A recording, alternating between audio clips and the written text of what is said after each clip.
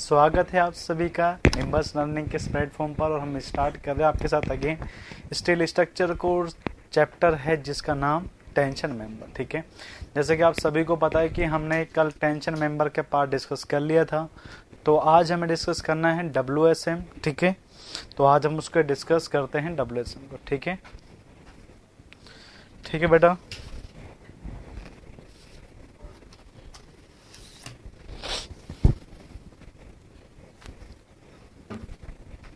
करें स्टार्टअप।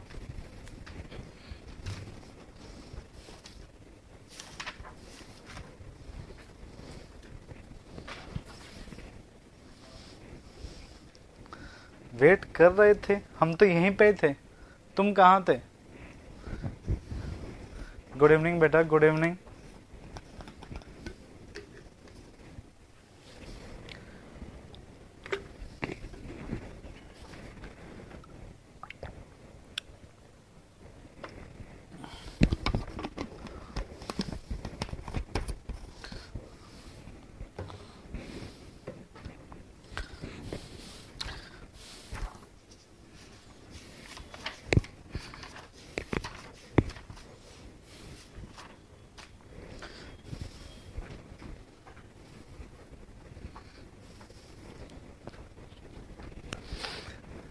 चलिए WSM की बात करते हैं।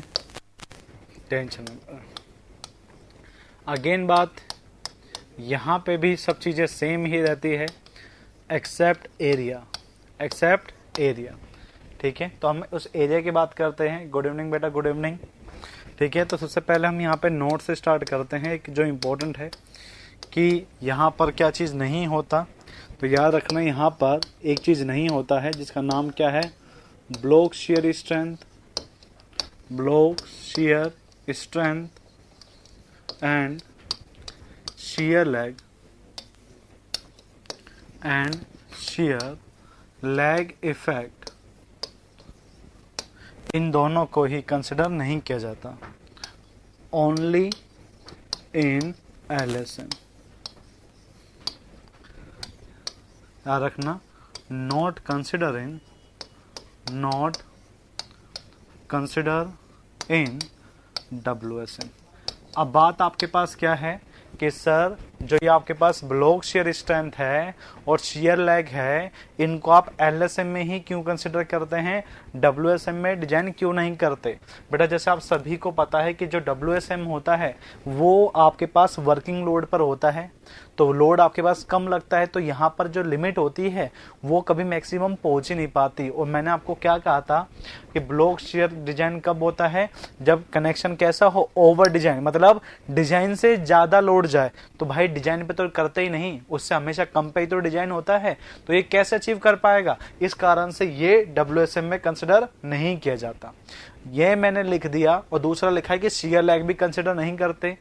क्यों नहीं करते वो अभी आपको पता चल जाएगा इसके बाद में, क्यों शियर लैग नहीं आता। भाई ब्लॉक शियर तो पता चल गया ना, क्योंकि WSM में डिजाइन ही किस पे किया जाता है, वर्किंग पे, तो यहाँ डिजाइन लोड पे तो पहुंच ही नहीं पाएगा, इसी कारण से कंसिडर नहीं किया जाता।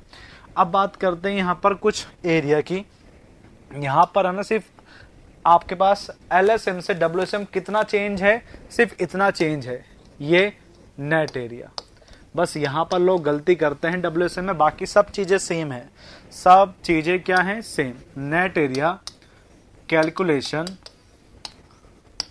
For angle section. ठीक है, ये सिर्फ चीजें चेंज होती है, बाकी कुछ भी चेंज नहीं होता। ठीक है, गुड इवनिंग बेटा, good evening, good evening, good evening, good evening, good evening, good evening. अब कोई नहीं कहेगा कि हम रिप्लाई नहीं करते, हम हमेशा रिप्लाई करते हैं। ठीक है, चलो केस फर्स्ट, केस फर्स्ट। अब यहाँ पे केस फर्स्ट आपके पास क्या है, when single angle, when single angle connected to, when single angle connected to gusset plate, single angle connected to gusset plate. जब आप गसेट प्लेट से किसको कनेक्ट करोगे, सिंगल एंगल को किससे कनेक्ट करोगे, गसेट प्लेट से, तो कैसा दिखाई देगा तुम्हें? तुम्हें दिखाई देगा कि भाई एक गसेट प्लेट थी ऐसे, तुम्हें दिखाई देगा गसेट प्लेट ऐसे थी, तुम्हें दिखाई देगा कि एंगल सेक्शन कुछ ऐसे है। ठीक है, एंगल सेक्शन कुछ ऐसे है, और यहाँ पे तुमने क्या लगा दिया, बोल्ट लगा दिया। यहाँ तुमने क्या लगा दिया, बोल्ट लगा दिया। अब तुम्हें मैंने एक चीज बताई थी बेटा, बताया ना WSM है या WSM, सुधी बेटा WSM पढ़ रहे हैं, ठीक है। चलो फिर बात करते हैं, ये वाला पार्ट मैंने आपको बताया था आउटर जो ग्रोस लिया जाता है, और ये वाला पार्ट बताया था मैंने नेट वाला जिसको मैंने क्या कहा था, कनेक्टेड कहा था। तो मैं इसको यहां पे लिखता हूं A1 और इसको यहां मैं लिखता हूं A2, ठीक है।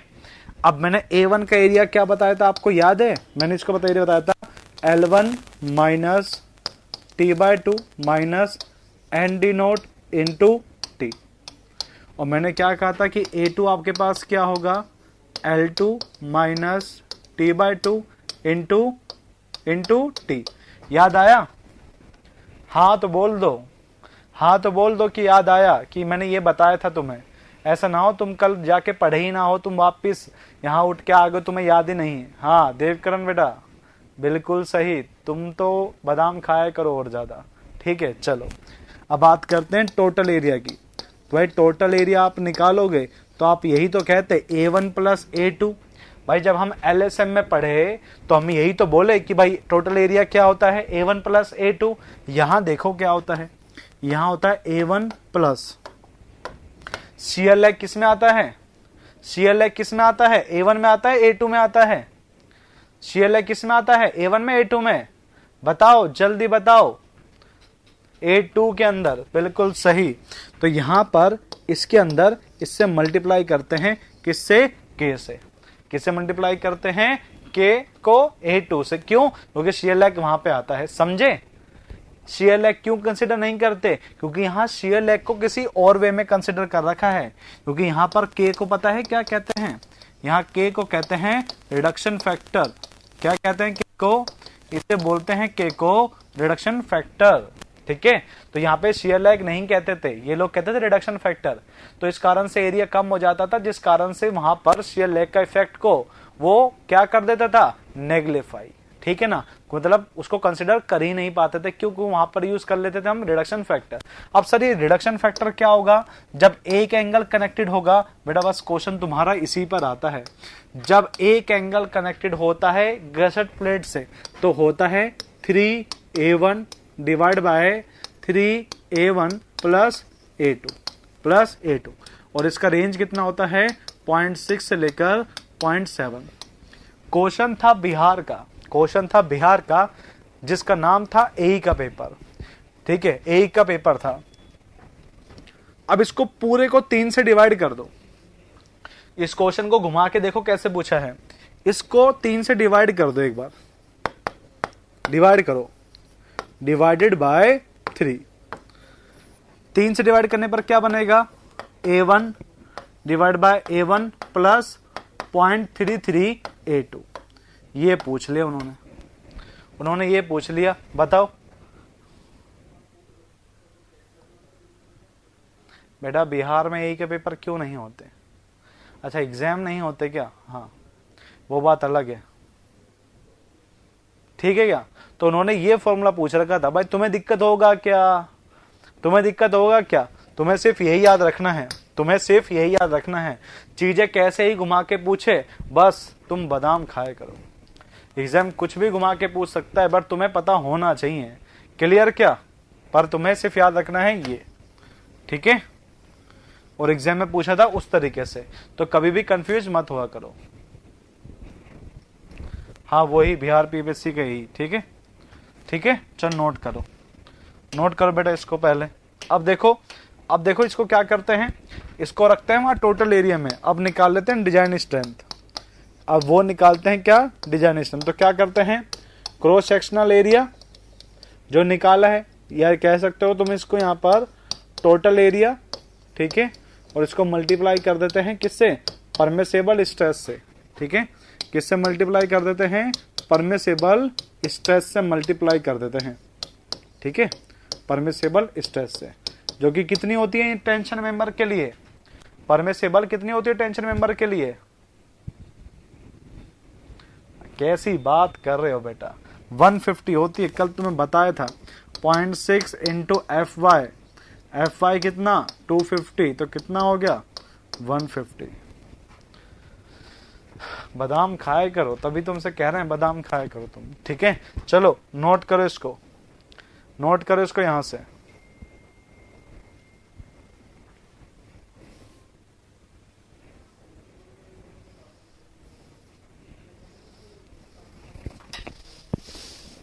नोट करिए इसको, हो गया नोट। डन करते रहा करो, जो पता चलता रहे।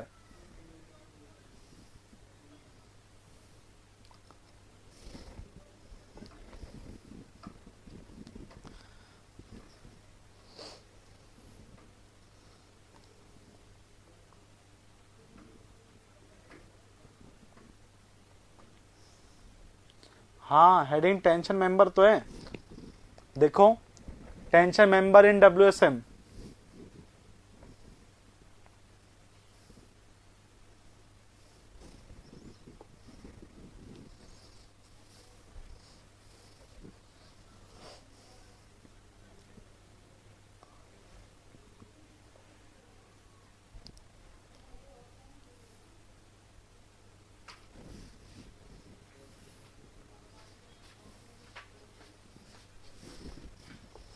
अब ये नोट कर लो, हो गया।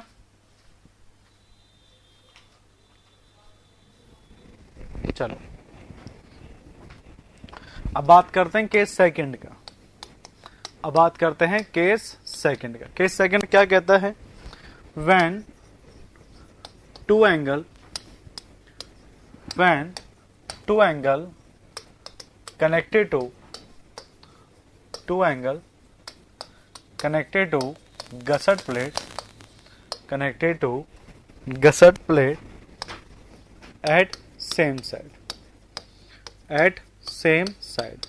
ओके, गसट प्लेट के कहां पे लग रहे हैं? सेम साइड पर, ठीक है। और यहां पर इसके आते हैं दो पार्ट, ठीक है। इसके आते हैं दो पार्ट, एक है पार्ट ए। पार्ट ए क्या कहता है? इसमें क्या कहना चाहता है ये कहता है, ठीक है, when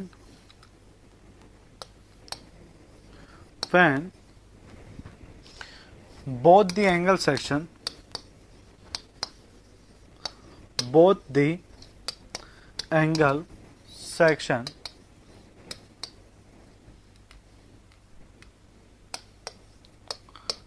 tack bolted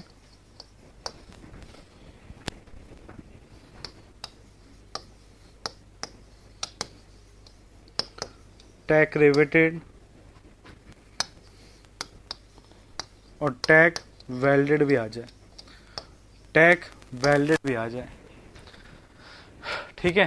tech welded भी आ जाए तो आपके पास क्या होता है? यहां पर आपके पास क्या होता है कि ये तो हो गया तुम्हारे पास गसट प्लेट, ये तुम्हारे पास क्या हो गया? ये हो गया गसट प्लेट। इस गसट प्लेट से तुमने किसको जोड़ दिया? एंगल को। इस तरीके से तुमने यहां जोड़ दी, और ये होता है गसट प्लेट।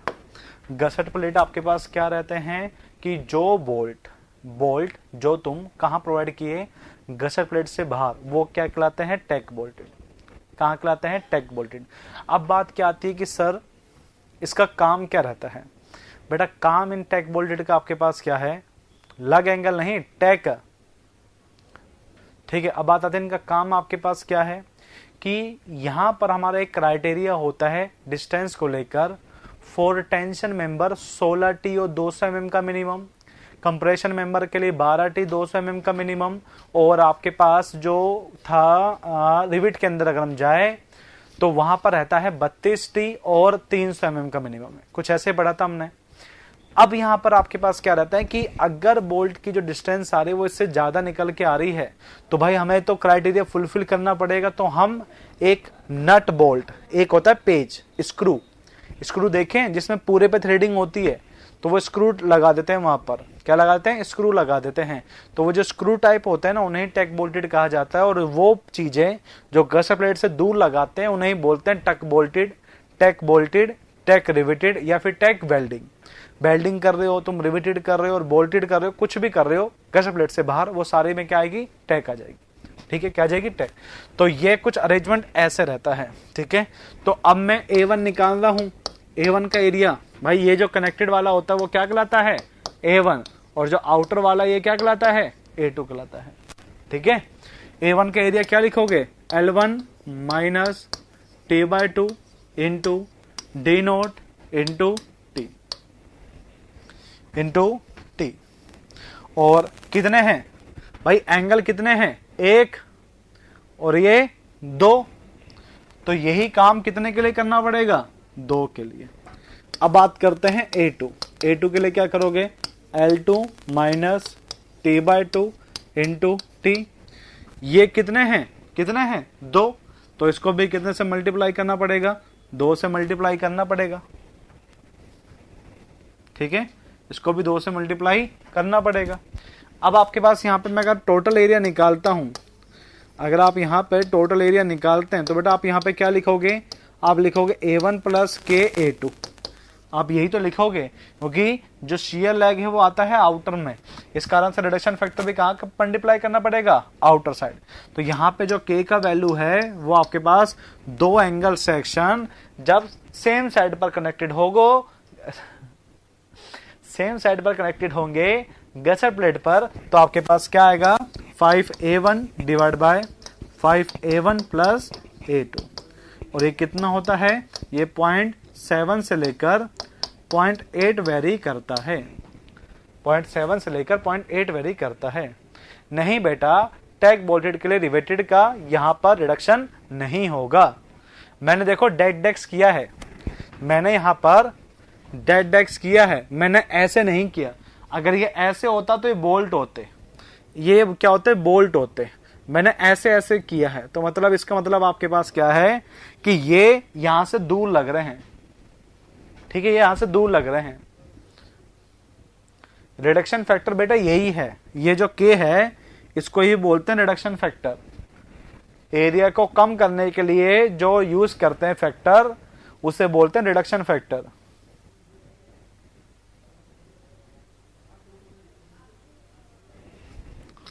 ठीक है, और जो ये कनेक्टेड वाली लैग होती है ये होती है L1, और जो आउटर में लैग होती है ये वाली, ये होती है L2।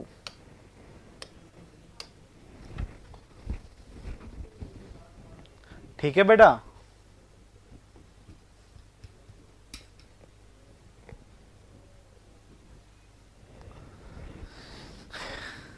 हाँ डेड डेक्स में टैक्स बोल्टेड है। ठीक है, मैं दिखाऊंगा अभी चैप्टर नंबर 3 में दिखाऊंगा डायग्राम बना के।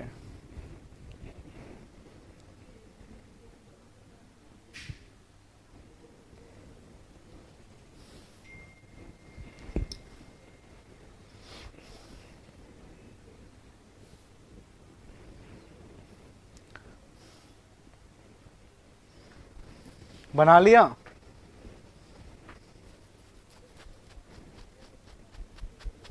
मैंने यहां पे क्या लिखा है, when both the angle section tag bolted, tag riveted या tag welded.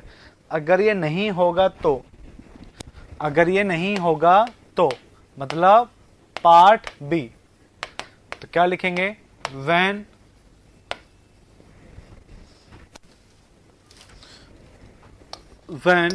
both the angle are not tack bolted,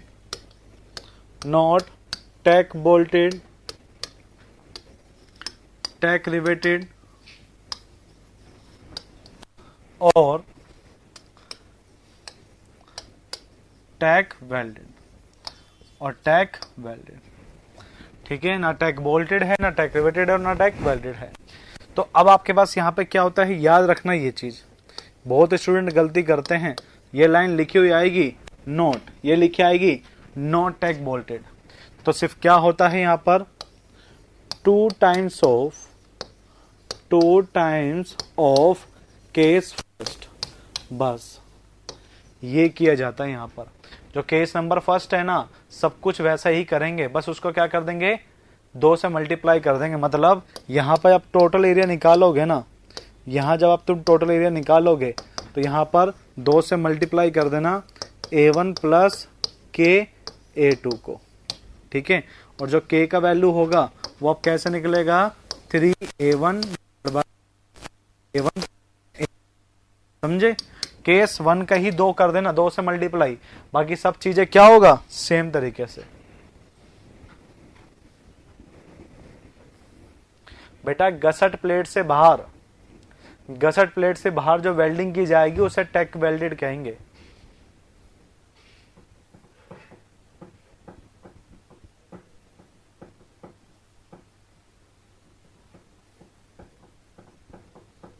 बेटा इसकी रेंज नहीं होती, इसकी डिस्टेंस होती है। टैग बोल्टेड की रेंज नहीं होती, इसकी डिस्टेंस होती है।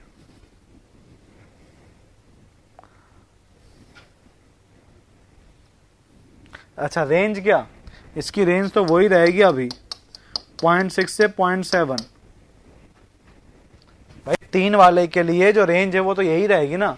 मैंने क्या कहा है, केस फर्स्ट का ही 2 करना है।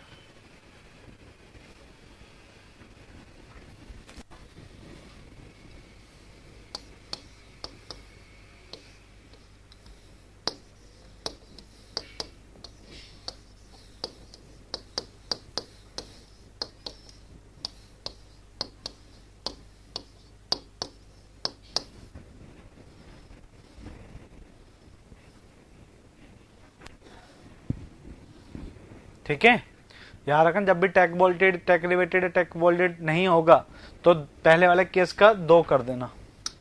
अब बात करते हैं केस थर्ड का। अब बात करते हैं केस थर्ड का। टेक थर्ड क्या कहता है, when two angle section are place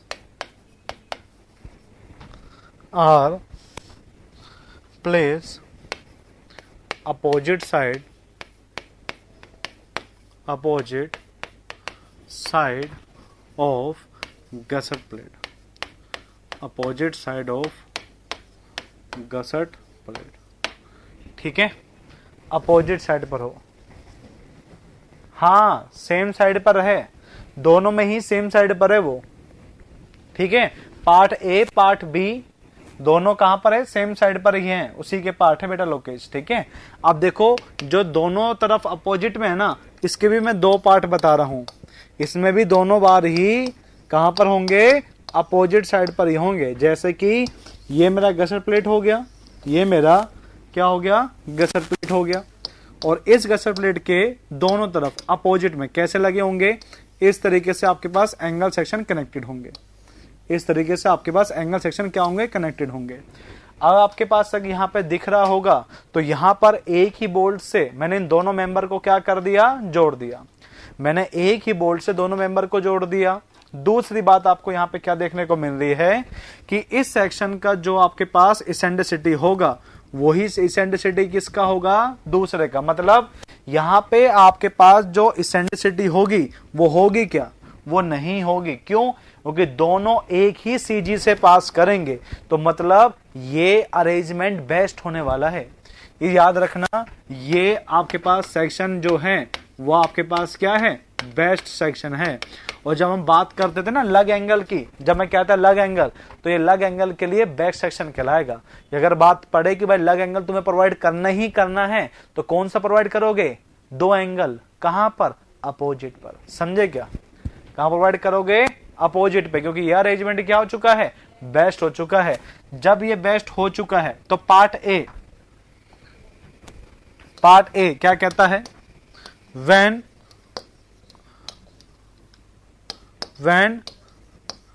tech bolted, tack riveted और टैक वेल्डेड, और टैक वेल्डेड आ गया, ये कुछ भी लिखा हुआ आपके पास आ गया, तो इसके लिए आपके पास क्या होगा, आपको बताया था कि A1 कैसे निकालना है, L1 minus T/2 minus D naught into T, और कितने से मल्टीप्लाई कर दोगे? 2 से। A2 के लिए आपके पास क्या करना पड़ेगा? L2 minus T by two into T और इंटू 2, 2 के लिए। अब आपको यहाँ पे क्या करना है? टोटल एरिया निकालना है। टोटल एरिया के लिए अगेन आपको क्या करना पड़ेगा? A1 प्लस KA2, और यहाँ पे K का जो वैल्यू होगा, यहाँ जो K का वैल्यू होगा वो कितना होगा? 1 होगा। वो यहाँ पर क्या होगा? 1। क्यों? क्योंकि यहाँ पर ये अरेंजमेंट बेस्ट है, तो रिडक्शन फैक्टर यहाँ पर होगा ही नहीं। इसे रिडक्शन कितना रख लिया? 1 रख लिया। ठीक है, कितना रख लिया? 1 रख लिया। ठीक है, बनाओ इसको।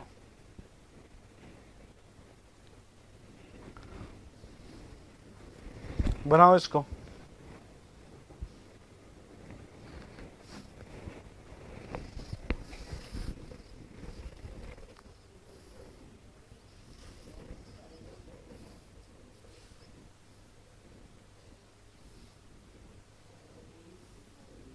सबने बना लिया क्या?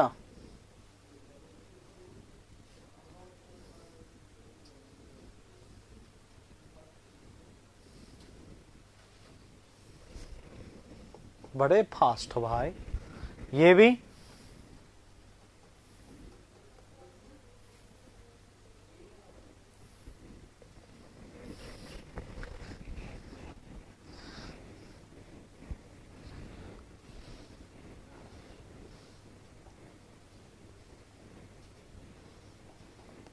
अरे एनी लिखो, एनी लिखो तुम तो। क्या पता, मैं तो जस्ट फॉर्मूला बता रहा हूं, वहां पे पता ना, वहां पे पता नहीं कितना होगा।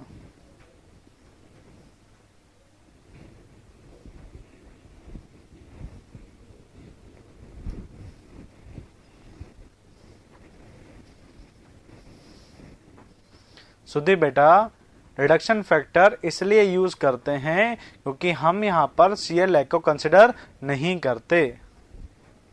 ठीक है, इस कारण से। Part B, part B, part B आपके पास क्या कहता है? When not tack bolted, when not tack bolted, tack riveted, tack welded. अगर ये आपके पास नहीं होता तो अगेन आपको क्या करना है? 2 टाइम्स ऑफ केस फर्स्ट। समझ गए क्या? समझ गए? अगेन पहले वाले को ही कितने से मल्टीप्लाई कर देना? 2। मतलब बेटा अभी थोड़ी देर पहले बताया था और फिर दोबारा बता रहा हूं सिर्फ तुम्हारे लिए कि टोटल एरिया को 2 से मल्टीप्लाई कर देना, पहले वाले का जो भी एरिया आता है। और यहाँ पे K का वैल्यू कैसे निकालोगे? 3A1 divide by 3A1 plus में A2, और यहाँ पर वैल्यू कितनी वेरी करेगी? 0.6 से 0.7 तक वेरी करेगी। ठीक है,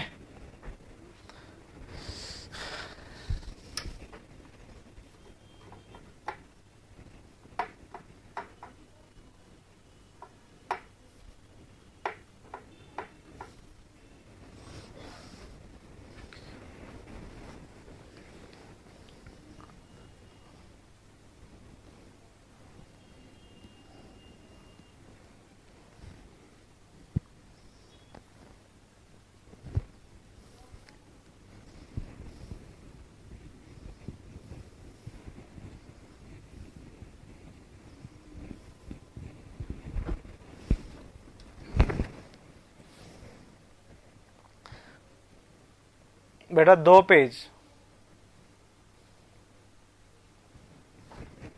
सरफराज बेटा क्वेश्चन कर लेना, तुम्हें न्यूमेरिकल मिल जाएगा, तुम्हें क्वेश्चन मिल जाएगा। सदैव बेटा क्वेश्चन कर लेना।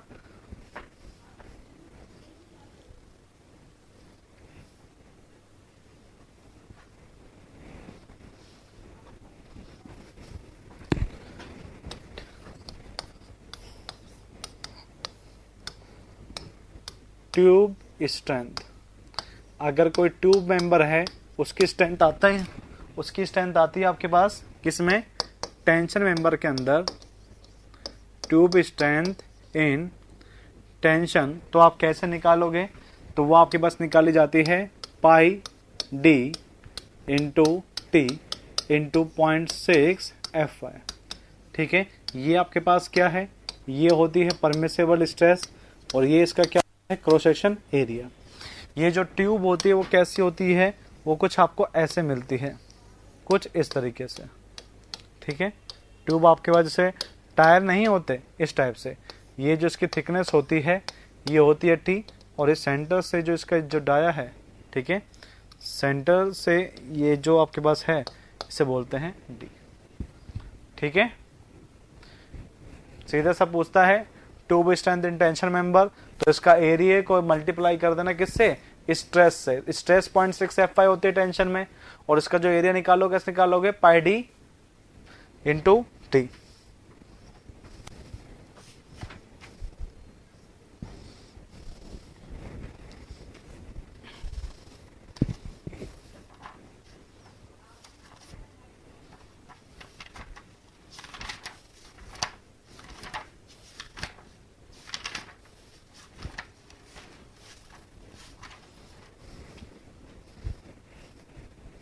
ये ट्यूब है, ट्यूब। बेटा तुम कहाँ रहते हो सुधी? बेटा तुम रहते कहाँ पर हो? तुम्हें बताया तो ये ट्यूब है।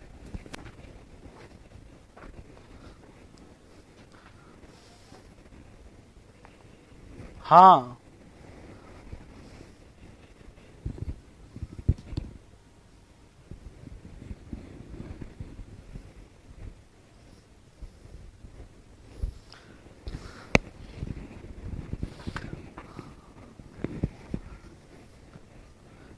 कोई गोल सा सेक्शन जहां बनाना होगा वहां पर इसको यूज करेंगे। जहां गोल सा सेक्शन बनाना होगा, ऐसा गोल सा, वहां पर हम इसको यूज करेंगे। ठीक है, आप देख लेना गोल सेक्शन कहां पे बनाना है। ठीक है बेटा,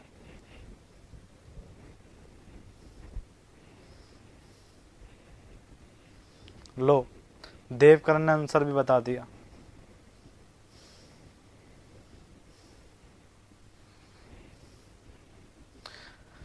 ठीक है, चलो चैप्टर नंबर थर्ड जिसका नाम आपके पास क्या है? Compression member. क्या नाम है इसका? इसका नाम है आपके पास कंप्रेशन मेंबर। कंप्रेशन मेंबर आपके पास क्या रहते हैं, इसकी बात करते हैं। पहला बात करेंगे इंट्रोडक्शन की।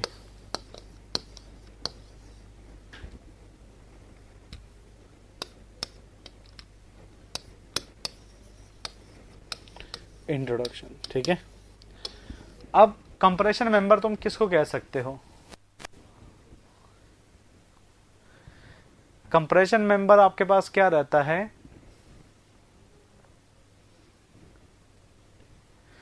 कंप्रेशन मेंबर ऐसे मेंबर जिसमें कंप्रेसिव फोर्स आता है, ऐसे मेंबर जिसमें कंप्रेसिव नेचर का फोर्स आएगा, वो मेंबर आपके पास क्या कहलाएगा? कंप्रेशन मेंबर कहलाएगा। ठीक है, वो कंप्रेशन मेंबर कहलाएगा। तो क्या कहेंगे? ए structural member, A structural member which subjected to a structural member which subjected to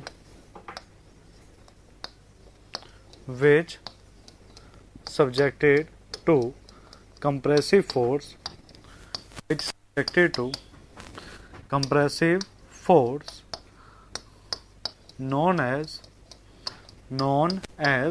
compressive member, known as compressive member. ठीक है, तो याद रखना जिस मेंबर में कंप्रेसिव फोर्स आ सकते हैं वो आपके पास क्या कहलाता है? वो कंप्रेशन मेंबर कहलाता है। अब बात करते हैं कि सर ये कहाँ कहाँ देखने को मिल सकते हैं। ठीक है, बात करते हैं सर ये कहाँ कहाँ देखने को हमें मिल सकते हैं। बेटा अगर आप जाते हैं फॉर एग्जाम्पल आरसीसी के अंदर, रेनफोर्स सीमेंट कंक्रीट के अंदर आप जाते हैं, तो बेटा आप पता है इसको वहां पर क्या पढ़ते हैं? कॉलम पढ़ते हैं। वहां पर क्या पढ़ते हैं? कॉलम पढ़ते हैं। जब आप जाओगे स्टील स्ट्रक्चर के अंदर, तो बेटा याद रखना वहां पे इन्हें क्या कहा जाता है? स्टेंशन कहा जाता है। क्या कहा जाता है? स्टेंशन कहा जाता है। जब आप जाओगे रूफ ट्रस्ट के अंदर, जब आप जाओगे रूफ ट्रस्ट के अंदर, तो पता है वहां पर इन्हें क्या कहते हैं? वहां इन्हें कहते हैं स्ट्रट। क्या कहते हैं? स्ट्रट। तो याद रखना, एक बात याद रखना, स्ट्रट को कॉलम कह सकते हो, बट कभी कॉलम को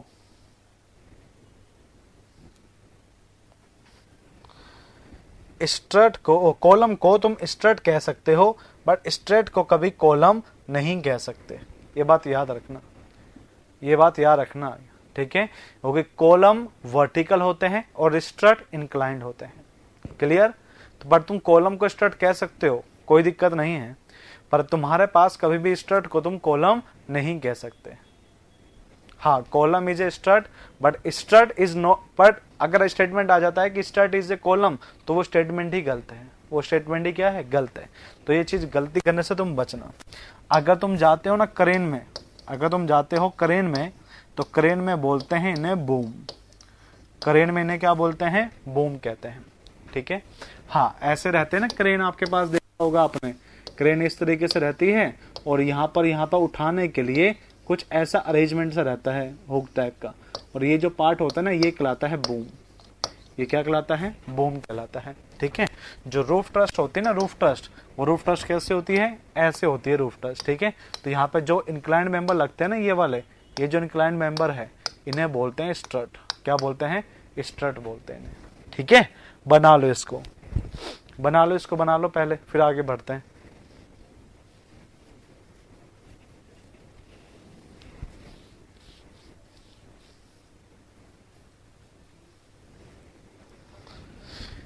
एक नहीं, सारे क्वेश्चन ही आते हैं।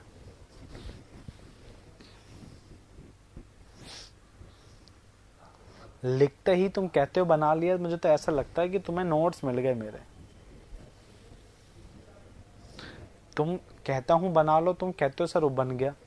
ऐसा लगता है कि तुम लोगों को तो नोट्स मिल गए मेरे।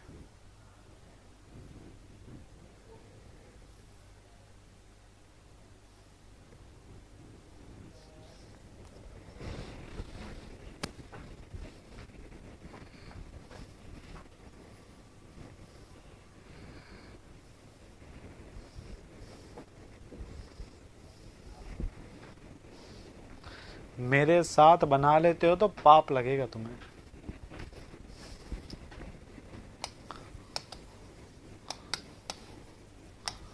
फेलियर ऑफ कंप्रेशन मेंबर,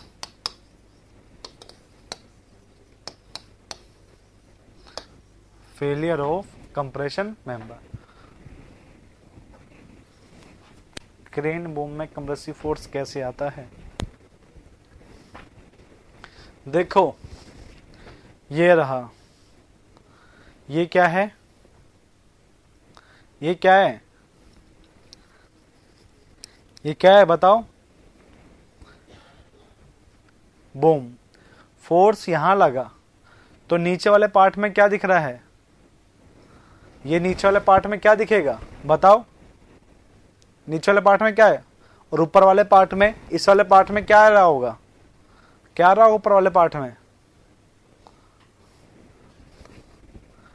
तो समझे उसको बूम क्यों, बूम को कंप्रेशन मेंबर क्यों कहते हैं? क्लियर?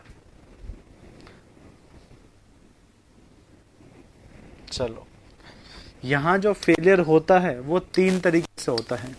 यहां जो फेलियर है वो कितने तरीके से होता है? 3 3 3। कौन कौन से? एक होता है आपके पास क्रशिंग, एक आपके क्या होता है? क्रशिंग। एक होता है आपके पास क्या? बकलिंग। क्या होता है? बकलिंग। और एक आपके पास होता है both. Both, crushing and buckling. Crushing किस में होते हैं?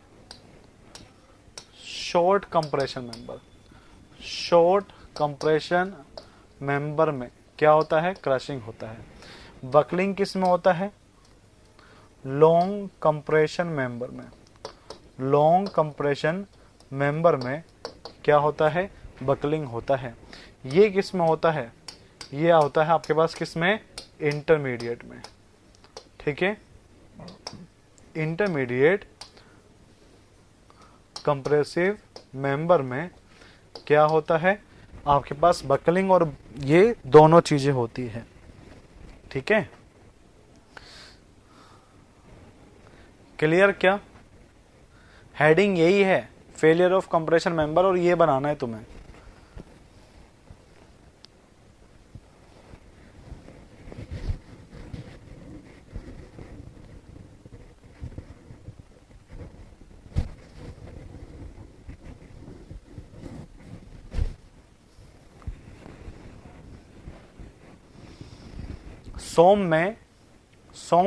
सोम के अंदर हम कुछ बकलिंग लोड निकालने के लिए एक थ्योरी यूज करते हैं। उस थ्योरी का नाम क्या था, यूलर एक सिलेंडरनेस रेशियो रहता है, वो कितने से ज्यादा के लिए वैलिड है, कितने से ज्यादा के लिए वैलिड है बताओ।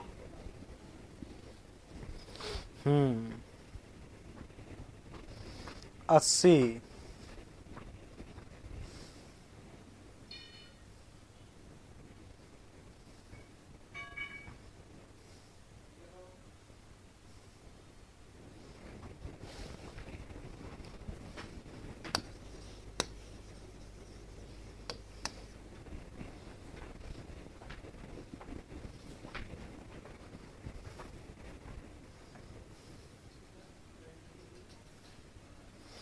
मीडियम के लिए नहीं, कॉलम के लिए।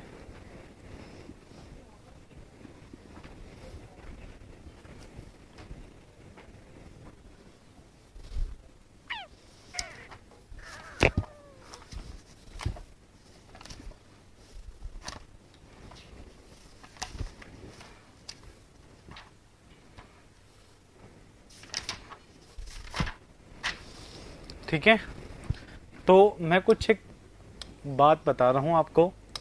Calculation of slenderness ratio, slenderness ratio, ये स्लेंडरनेस रेशियो आपके पास अलग अलग मेंबर के लिए आपके देखो आता नहीं कहीं पे भी।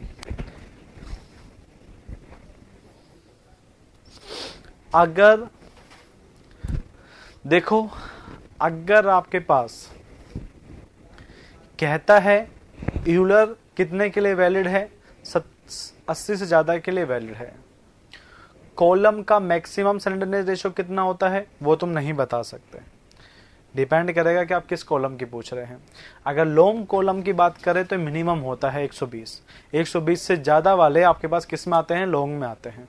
क्लियर? क्या 120 से ज्यादा वाले किस में आते हैं, लॉन्ग में आते हैं, ठीक है। तो जो आप पूछ रहे हैं कि मैक्सिमम 80 होता है या 120, तो यूलर के लिए 80 जो वैल्यू है वो आपके पास मिनिमम है। मैक्सिमम डिपेंड करेगा कि मेंबर की लेंथ और वो कितनी है, ठीक है। चलो, कैलकुलेशन ऑफ स्लेंडरनेस रेशियो, ये पेपर में नहीं आता, जहां आता है वहां के लिए जरूरी है, इसलिए मैं करवा रहा हूं। जहां आता है वहां तुम्हें अपना पता चल जाएगा, ठीक है। तो वेट करना, थोड़ा सा वेट करना। फॉर एग्जाम्पल मैं केस नंबर फर्स्ट बताना चाह रहा हूं, किसके लिए, रेक्टेंगुलर सेक्शन के लिए। मैं बताना चाह रहा हूं किसके लिए, रेक्टेंगुलर सेक्शन के लिए, कि ये कैसे निकालते हैं, ठीक है। अब देखो रेक्टेंगुलर सेक्शन होता कैसे, पहले वो देख लो। रेक्टेंगुलर सेक्शन कैसे होता है, ऐसे ऐसे एक्स एक्स वाई वाई, ठीक है। ये क्या होता है, ये वाला पार्ट क्या रहता है, इसका जो डायमेंशन है वो कहलाता है विड्थ, ये जो डायमेंशन है वो क्या कहलाता है, डेप्थ। क्या कहलाता है, डेप्थ कहलाता है, ठीक है। अगर मैं आपके पास यहां से इसका आई एक्स एक्स निकालना चाहूं तो तुम क्या बोलोगे, बी डी क्यूब अपॉन में 12।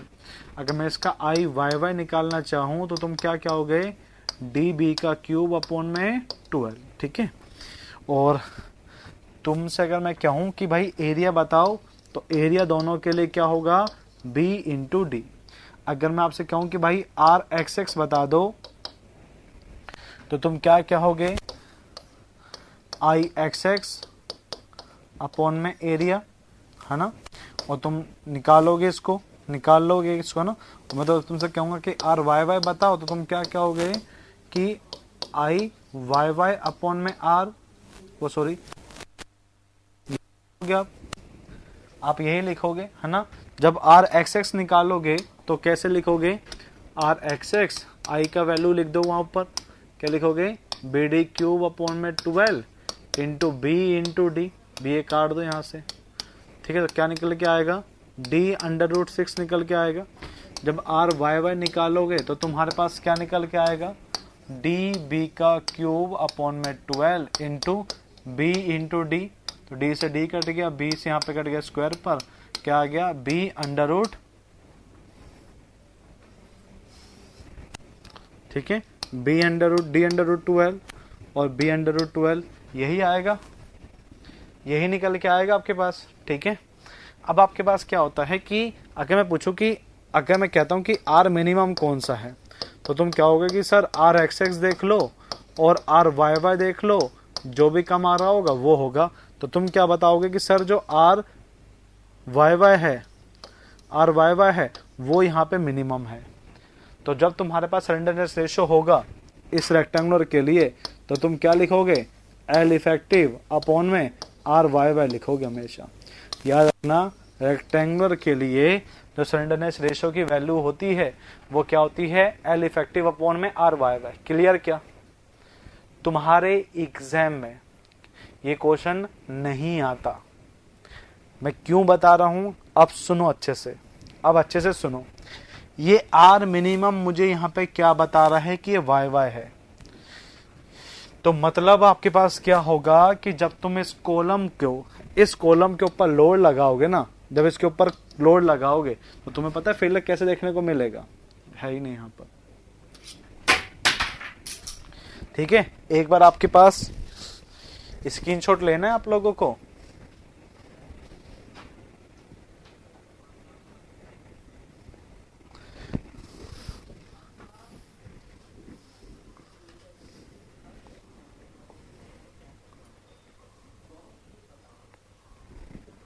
चलिए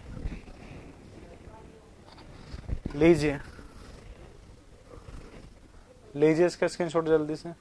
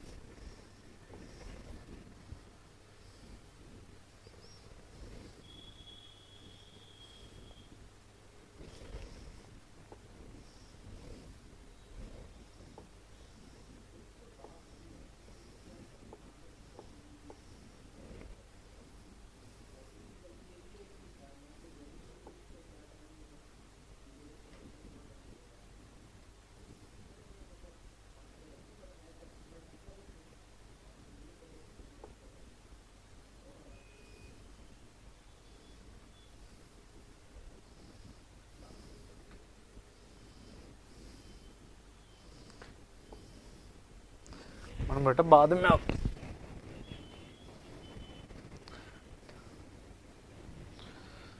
अरे वो बाद में है, आपका और भी छूटा हुआ है मनमोहन बेटा, आपका और भी छूटा हुआ है, इससे पहले भी आपके पास और चीजें हो चुकी हैं, ठीक है, उससे पहले भी और चीजें हो चुकी हैं। कि हाँ तुम टूब वाले के पीछे पड़ रहे हो, गया वो अब गया।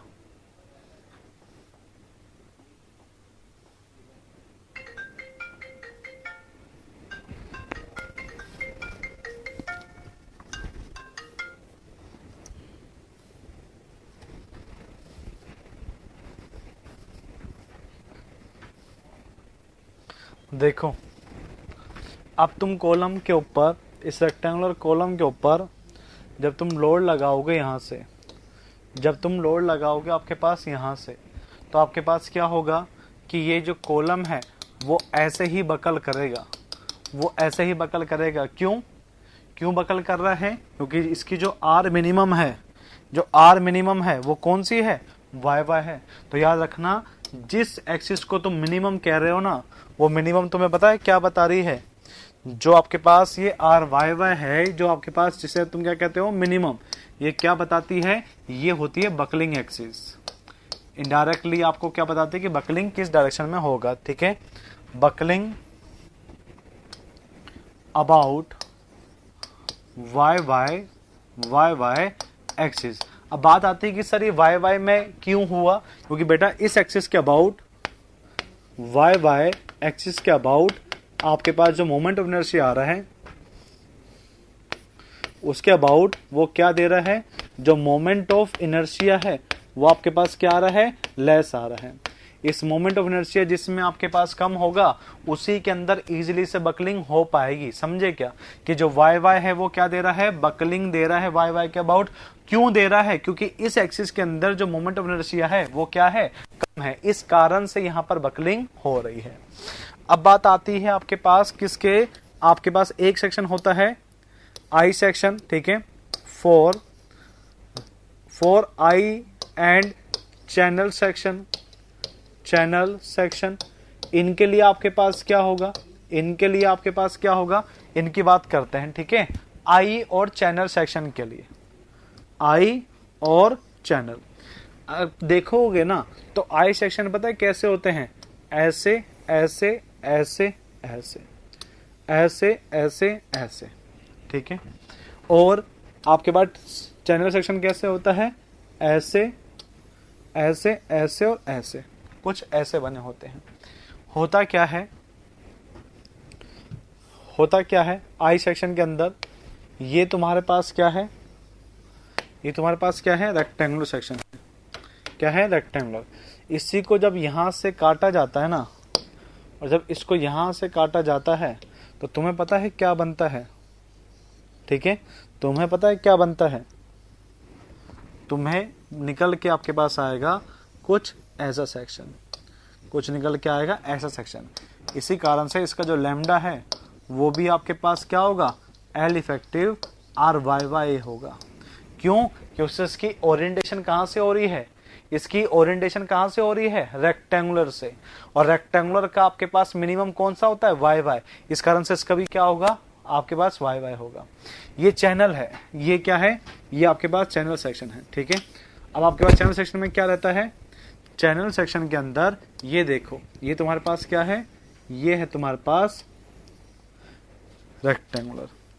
इस रेक्टेंगुलर को तुमने ऐसे काटा था और ऐसे काटा था, तो तुम्हें क्या बन गया था? आई सेक्शन बन गया था।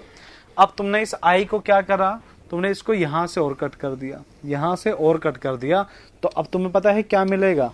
तुम्हें मिलेगा सेक्शन कुछ ऐसे। तो इसका भी जो लैम्डा होगा वो आपके पास क्या होगा? एल इफेक्टिव अपॉन में आर वाई वाई होगा।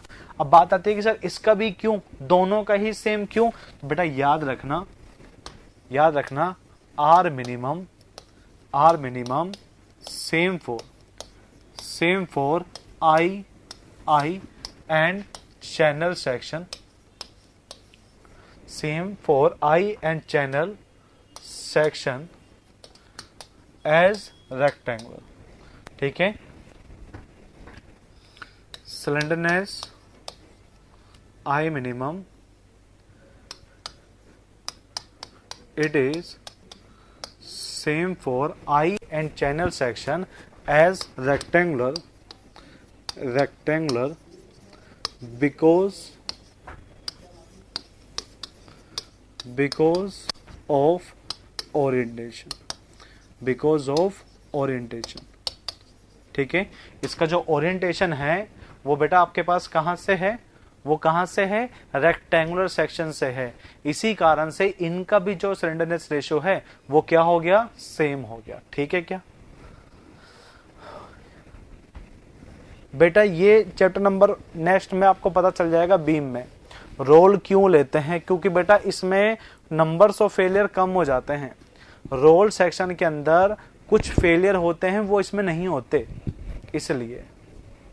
ठीक है, उनमें ये फेलियर आपके पास नहीं होते।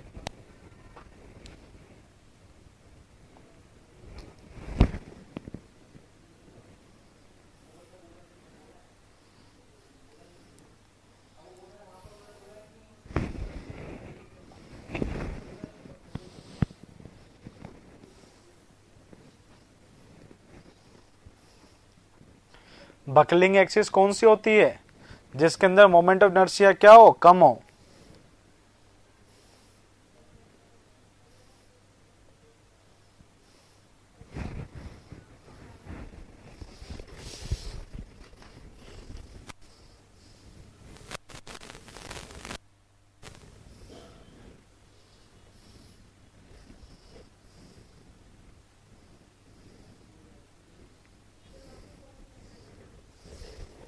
अरे क्या चाह रहे हो तुम?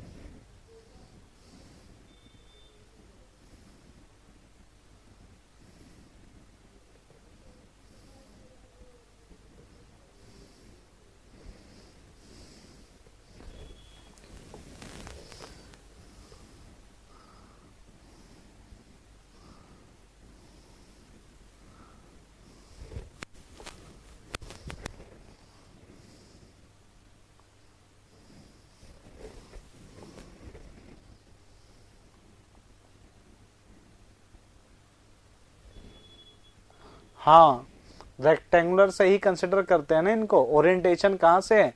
रेक्टेंगुलर से है। या लिख दो, because of orientation from, because of orientation from rectangular section.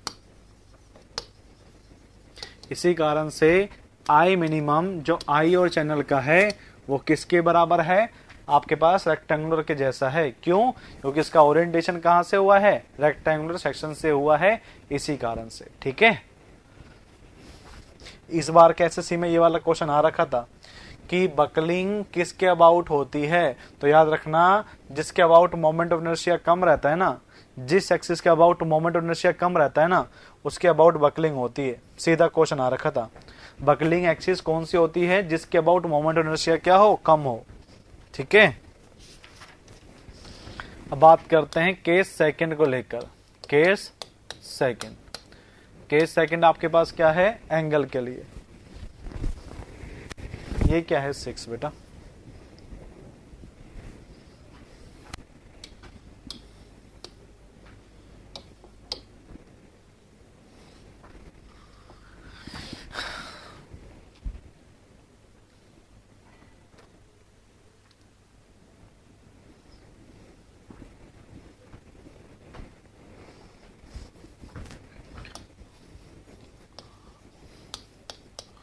When single angle connected to gusset plate, when single angle connected to gusset plate, इसमें ये आपके पास एंगल सेक्शन है जो किससे कनेक्टेड है? गसट प्लेट से। नहीं बेटा, रोड सेक्शन की जो स्ट्रेंथ है वो ज्यादा होती है।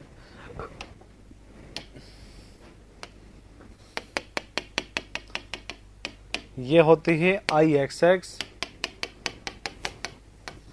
ये होता है वाई वाई एक्सिस।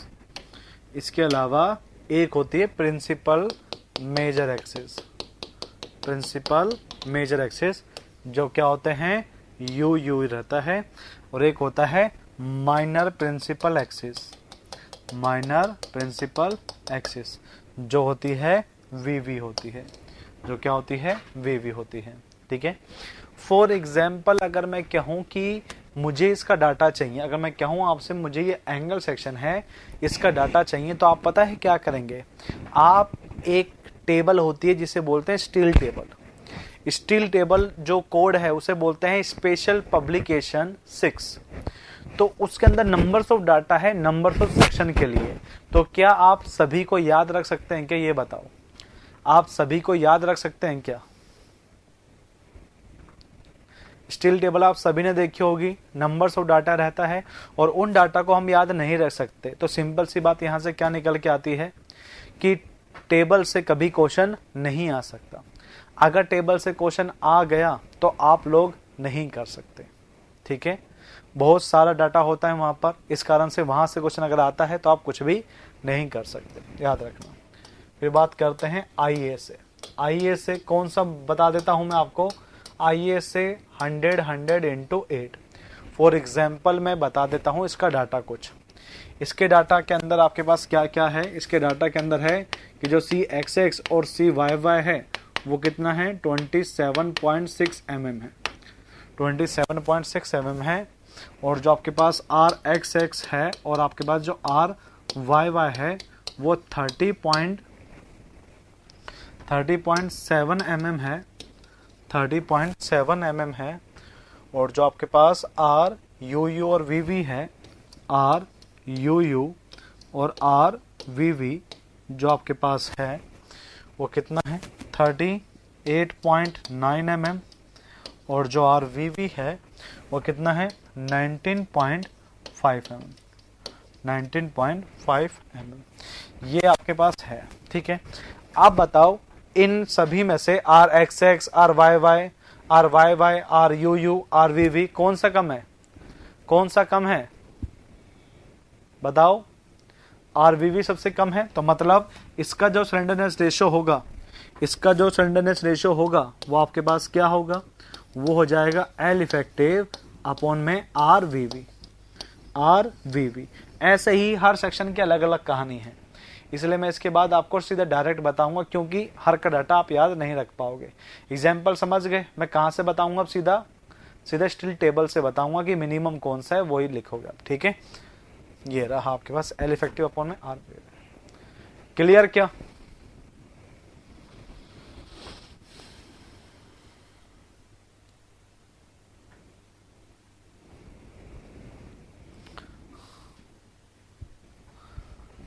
बेटा 2.76 सेंटीमीटर लिख रखा है वहां पर, तुम ढंग से देखो उसको। मैंने क्या लिखा है, मैंने mm में लिखा है।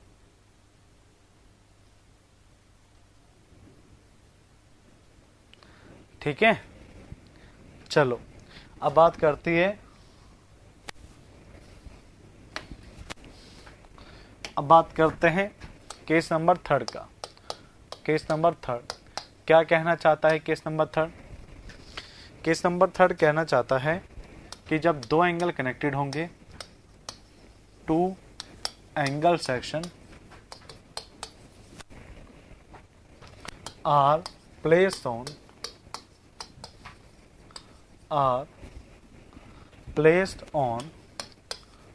सेम साइड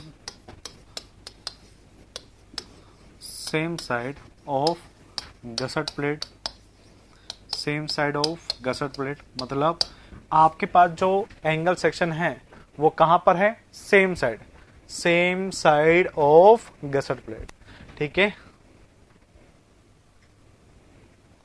ठीक है।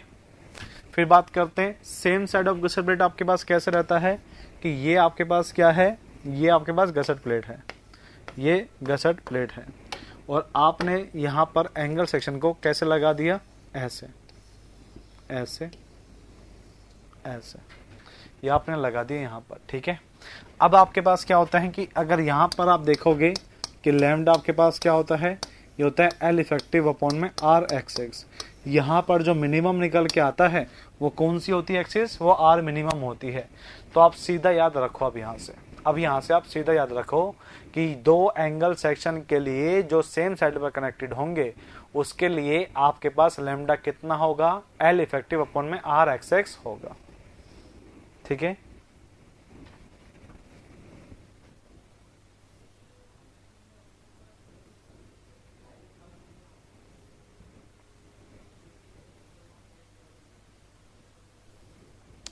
क्लियर? नोट कर लिया क्या आप लोगों ने? इसको नोट कर लिया? जल्दी करिए, टोटल आपके पास 15 केस है जो बताने हैं,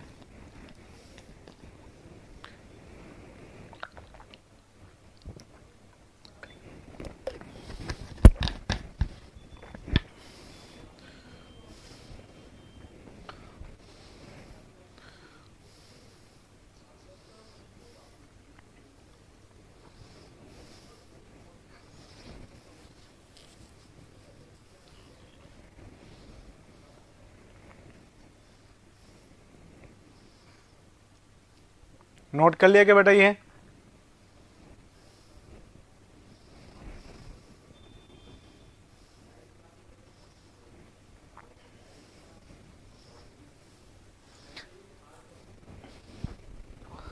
आरबीआई मतलब बेटा Manmohan,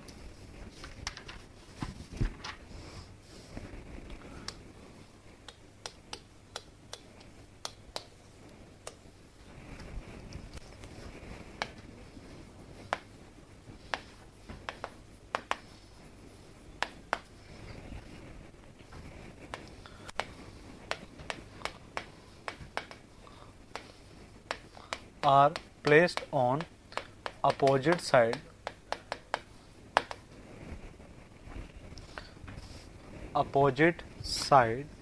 of gusset plate, opposite side of gusset plate.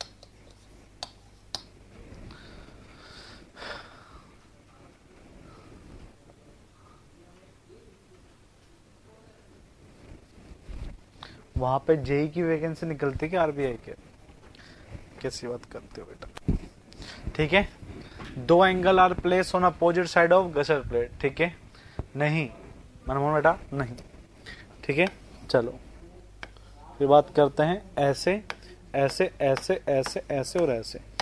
यहाँ पर आपके पास कैसे लगे होंगे गसर प्लेट? अपोजिट साइड पर लगा दो, ये रहा और ये रहा, ये तुमने कनेक्ट कर दिया।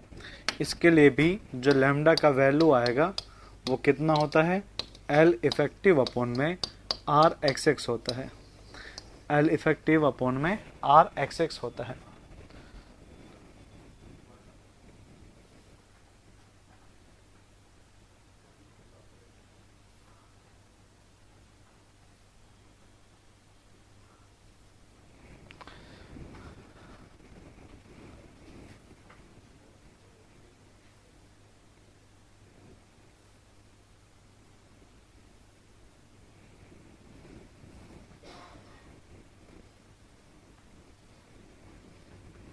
बना लिया इसको?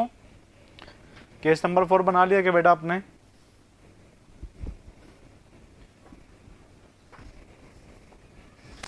अब मैंने देखो यहां पर ये आर मिनिमम की तो बात हो रही है कि भाई जैसे रेक्टेंगुलर हो गए, आई हो गए, चैनल हो गए तो वाई वाई आ जाएगा, सिंगल एंगल कनेक्टेड होगा तो आपके पास वीवी हो जाएगा, दो एंगल है वो अगर आपके पास सेम साइड पर है अपोजिट पर हो गए तो आर एक्स एक्स हो जाएगा।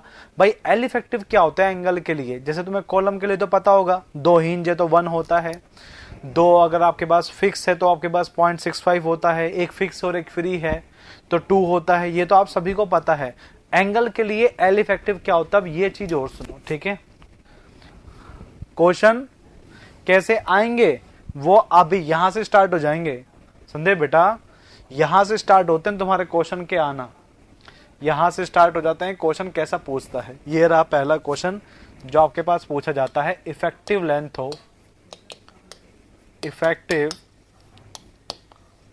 Of angle section, effective length of angle section. Angle section के लिए क्या रहता है, ठीक है, इसकी बात करते हैं। देखो मैं सबसे पहले क्या कर रहा हूं, एक एक करके आपको बताता जा रहा हूं, अच्छे से सुनते जाना। यह है सीरियल नंबर फर्स्ट, इसको बता रहा हूं डिस्क्रिप्शन एग्जाम में आपके पास कैसा आता है, ठीक है। और यह है एल इफेक्टिव जिसके एग्जाम में वैल्यू पूछता है, यह एल इफेक्टिव जिसकी वैल्यू एग्जाम में पूछता है, ठीक है। चलो अब बात करते हैं पहले के, कहेगा मेंबर डिसकंटिन्यूअस है, डिसकंटिन्यूअस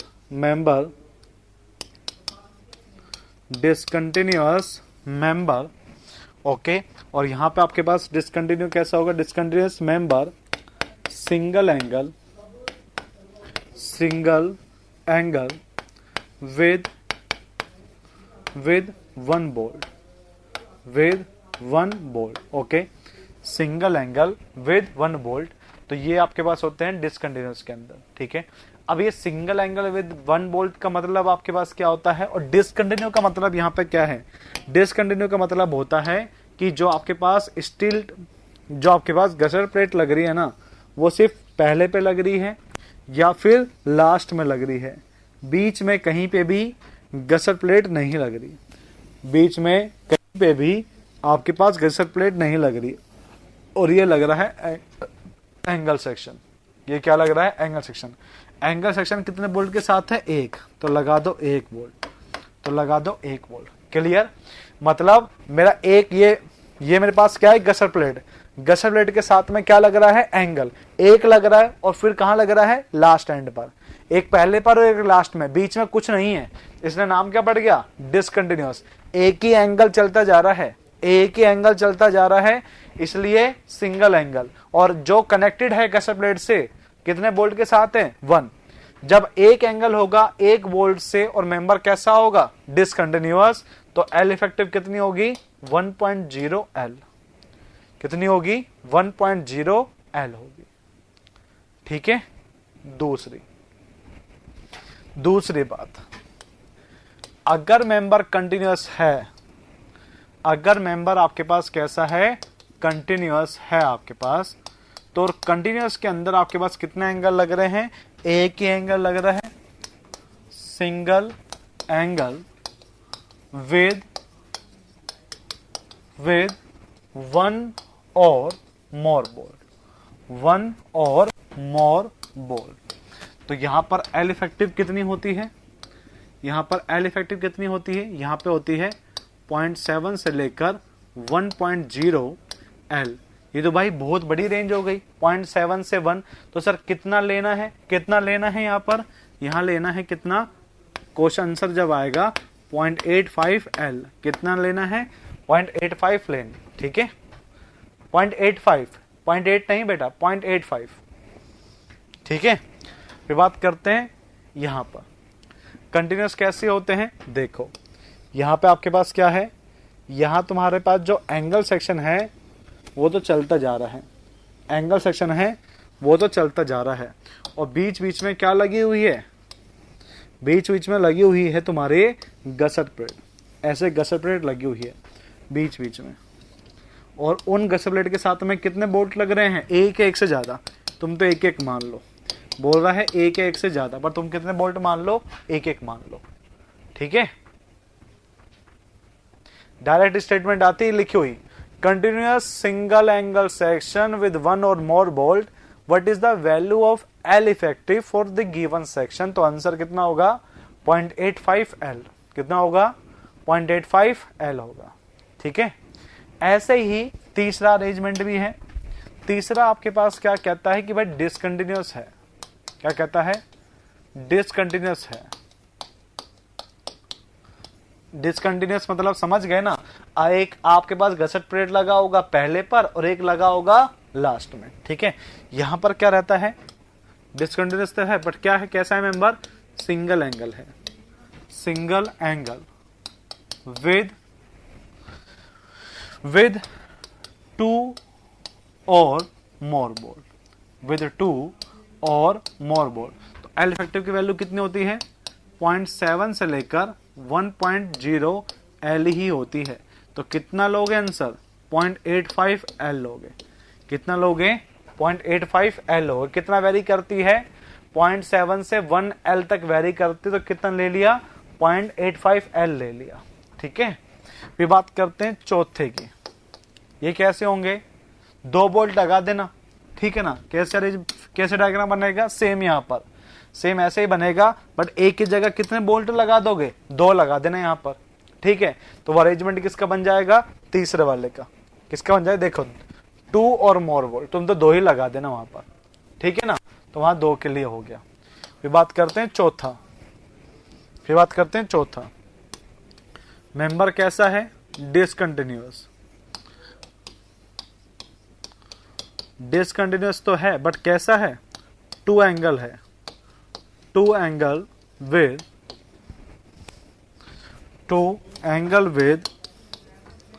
1 और मोर बोल्ट, 1 और मोर बोल्ट। ठीक है। कितना होगा यहां पर? 0.7 से लेकर 0.85 एल, ये रहा 0.7 से 0.85 एल। ठीक है, तो इसका आंसर कितना लेना है, इसके आंसर भी कितना लेना है, 0.85 एल ही लेना है। इसका भी जब क्वेश्चन आता है तो इसका भी कितना लेना है, 0.85 एल ही लेना है इसका भी। ठीक है, अब यहां पर कैसा अरेंजमेंट बनेगा, देखो एक आपके पास यहां पर है, दूसरा आपके पास यहां पर है।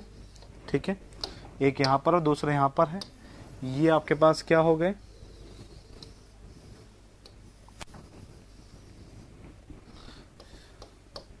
एक एक। अब तुम क्या होगा कि सर दूसरा एंगल क्या है, दूसरा एंगल क्या है, देखो ये तुम्हारे पास गसर प्लेट है, एक तुमने लगा दिया यहां पर, एक तुमने लगा दिया यहां पर, और एक लग रहा है मेरी तरफ। तुम्हें कौन सा दिखाई देगा, तुम्हें कौन सा दिखाई देगा, सिर्फ ये वाला फेस का। तुम्हें इसके पीछे वाला फेस का दिखाई देगा क्या, नहीं दिखाई देगा। तो दूसरा लगा पड़ा है वो इसके जस्ट कहां पर है, वो पीछे है। ठीक है ना, हाँ बिल्कुल सही। तो दो एंगल के अंदर भी डायग्राम कैसे बनेगा, ऊपर वाला ही बनेगा। बस बात क्या है, जो दो तो है बट पीछे की तरफ तुम्हें दिखाई नहीं देंगे। समझे के बात को, क्योंकि भाई ये जो पोर्शन दिखा रहा हूं वो कहां से, वो फ्रंट व्यू है। ये कहां से है, ये फ्रंट व्यू है आपके पास।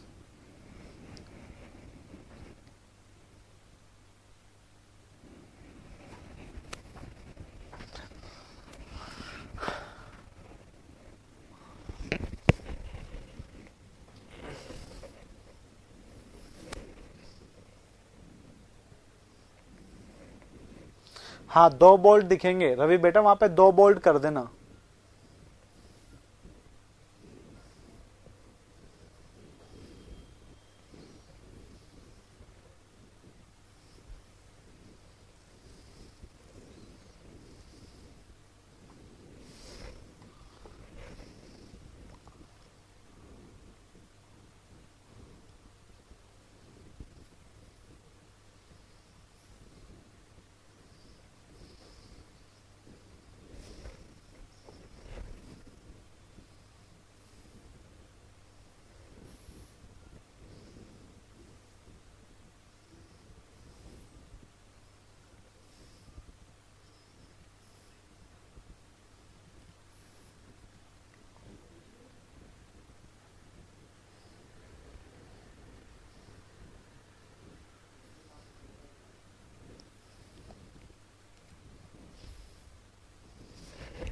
बना लिया,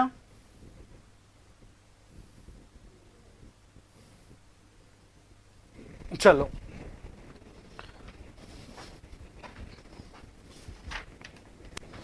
अब बात करते हैं डिजाइन ऑफ टेक बोल्टेड का, जिसको हम अभी डिस्कस कर रहे थे थोड़ी देर पहले ही WSM के अंदर, डिजाइन ऑफ टेक बोल्टेड। ठीक है, और कह रहे थे कि सर हमें देखने भी हैं आपके पास कैसे होते हैं, तो मैं आपको टेक बोल्टेड आपको दिखा देता हूं। ठीक है,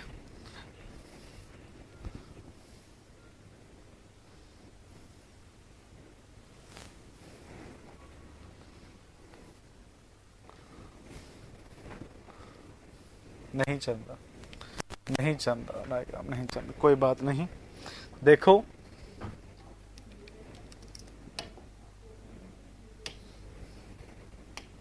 ये देखो, ये तुम्हारे पास गसर प्लेट हो गई,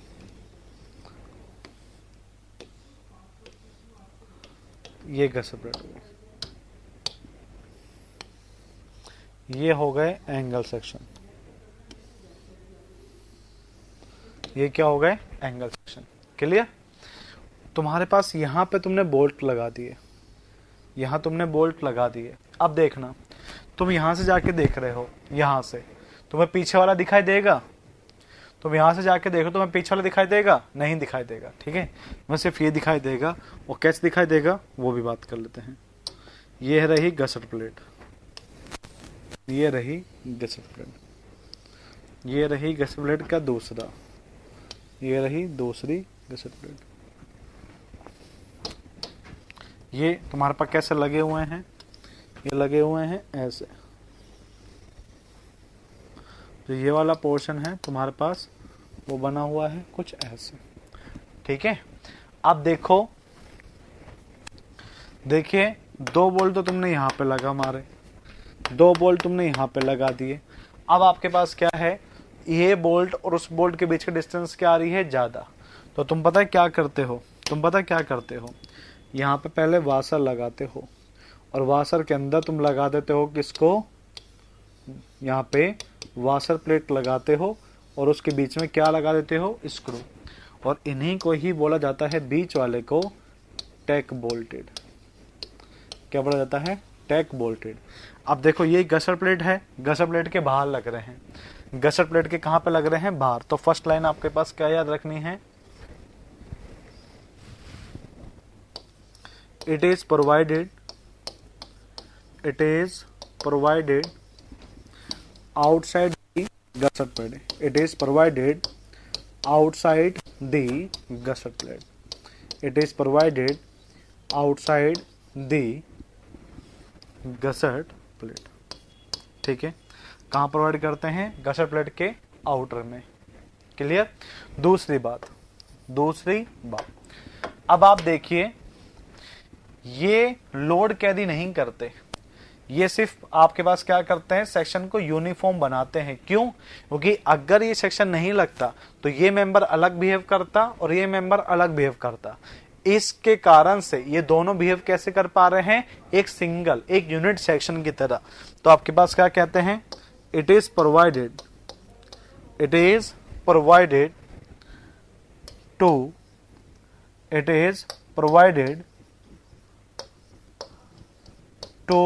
make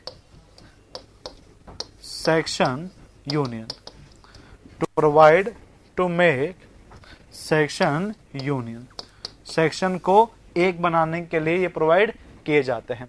और गसर प्लेट से बाहर करते हैं, इस कारण से लोड कैरी नहीं करते, ना लोड को ट्रांसफर करते हैं।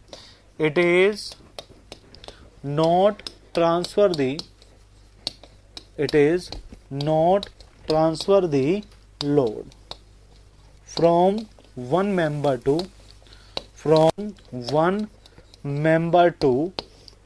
another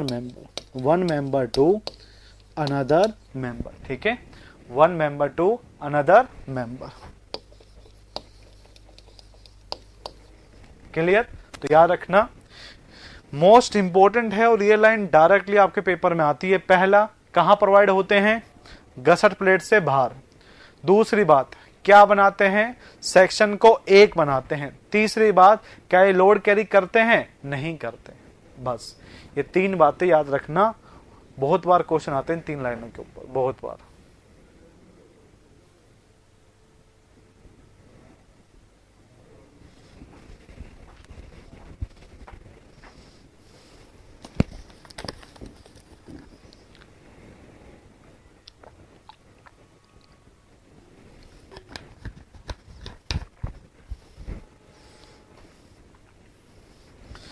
क्योंकि बेटा लोड कैरी इसलिए नहीं करते क्योंकि गसर प्लेट से बाहर लगे होते हैं। लोड ही इस तरफ लग रहा है, इनके पास आ ही नहीं पाता।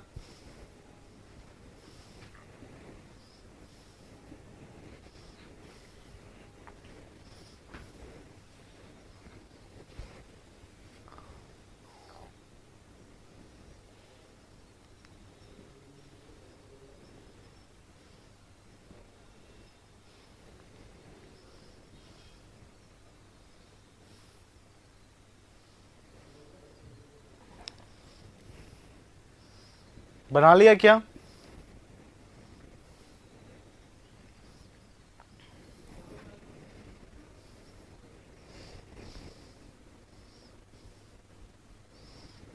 चलो। अब आपके पास क्या रहता है, अब आपके पास क्या चीज रहती है, ठीक है,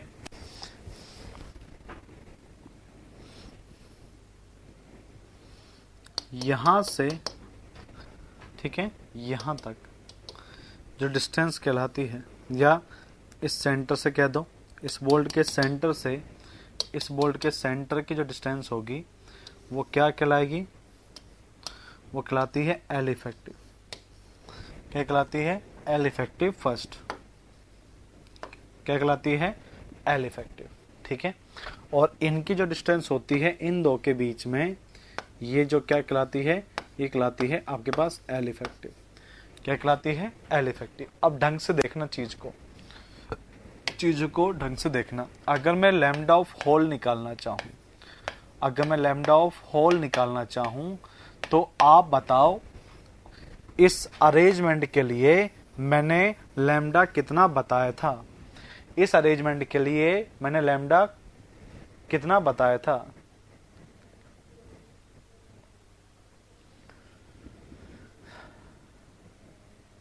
RXX, बिल्कुल सही बेटा। मैंने बताया था वहां पर कि जब आपके पास दो बोल्ट के बीच की डिस्टेंस ज्यादा होती है क्राइटेरिया से, मतलब टेंशन मेंबर के लिए 16T 200 से ज्यादा आ रहा है, कंप्रेशन मेंबर के लिए 12T 200 से ज्यादा आ रहा है, तो तुम क्या करोगे? तो तुम्हें बीच में ऐसे मेंबर प्रोवाइड कर देते हैं जो लोड कैरी नहीं करते, जिन्हें बोलते हैं टैग बोल्टेड। सेफ्टी मतलब कि जो आपके पास डिस्टेंस क्राइटेरिया होता है उसको फुलफिल करने के लिए। क्लियर बेटा सरफराज? ये मैं बता चुका हूं पहले से ही बता चुका हूं बेटा। एल इफेक्टिव अपॉन में RXX, ये होता है लैम्डा होल का वैल्यू। बट मैंने अभी क्या कहा आपसे कि टैग बोल्टेड सेक्शन को कैसा बनाता है? मैंने क्या बताया? टैग बोल्टेड सेक्शन को कैसा बनाता है? यूनियन। तो मतलब ये दो ना होकर बिहेव कैसे करेंगे? बताओ, ये दो ना होकर बिहेव कैसे करेंगे? एक यूनिट की तरह। इसी कारण से जब टैग बोल्टेड के लिए निकाला जाता है लैम्डा, तो वहां पर क्या होता है? ये एल इफेक्टिव 1, ये क्या होगा? ये एल इफेक्टिव अपॉन में RVV होगा। क्लियर? समझे कि VV क्यों कर रहा हूं? क्योंकि सिंगल एंगल के लिए कितना था? VV था। और आपके पास ये क्वेश्चन तो कम आता है, और क्या पूछता है पता है? कि जो टैग बोल्टेड के लिए सिलेंडरनेस रेशियो है, टैग बोल्टेड के लिए सिलेंडरनेस रेशियो है, वो कितने से ज्यादा नहीं होना चाहिए? Most important value 40।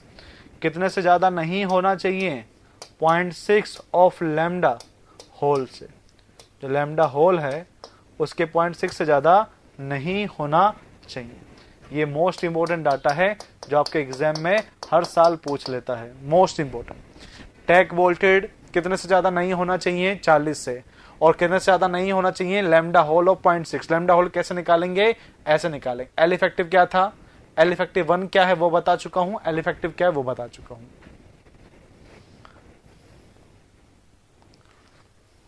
क्लियर है?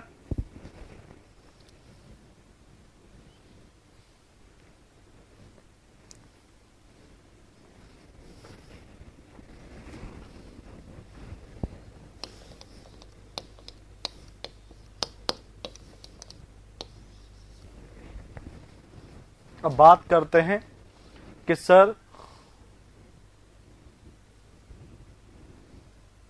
नहीं, वैल्यू जो टैग वैल्यूड की वैल्यू है ना बेटा 40 से ज्यादा, ये सीधा सा पूछता है। हाँ, नॉट मोर देन 40 ये पूछता है। हाँ, टैग बोल्ट के लिए।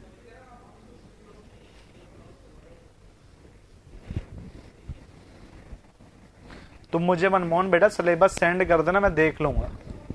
तो मुझे सिलेबस सेंड कर देना, मैं बता दूंगा कि हाँ भाई यही है, क्या अलग होगा। ठीक है, चलो। अब टैग वोल्टेज तुमने एक लगा दिया भाई, टैग वोल्टेज तुमने एक लगा दिया, और दूसरा कितनी देर पे लगाते हैं? तो वो इसके बीच की डिस्टेंस हो गई। वो इसके बीच की क्या हो गई? डिस्टेंस हो गई, जिसे हम इंटरवल भी कहते हैं, और जिससे इस फॉर्मूले में एल इफेक्टिव भी कह रहे हैं। समझ गए ना बात को? जो एल इफेक्टिव है वो क्या है? वो इंटरवल है, वो स्पेसिंग है एक तरीके से, है ना। तो क्या रहता है यहां पर? बात करते हैं maximum spacing. Most important, maximum spacing for tag bolt, for tag bolt not greater than 600 mm for compression member, for compression member, compression member. Maximum spacing for tag voltage not greater than 1000 mm for for tension member. अब बात आपके पास यहाँ पर पता है क्या आती है कि सर ये भेदभाव क्यों, यहाँ टेंशन में ज्यादा और कंप्रेशन में क्यों? तो मैं आपको पहले बेटा बता चुका हूं कि कंप्रेशन में आपके पास क्या होती है, बकलिंग के चांसेस हो जाते हैं। तो उससे बचने के लिए हमेशा कंप्रेशन में स्पेसिंग क्या करेंगे, कम करेंगे। तो यहां पर क्या लिखोगे कंप्रेशन के साइड में, ड्यू टू अवॉइडेंस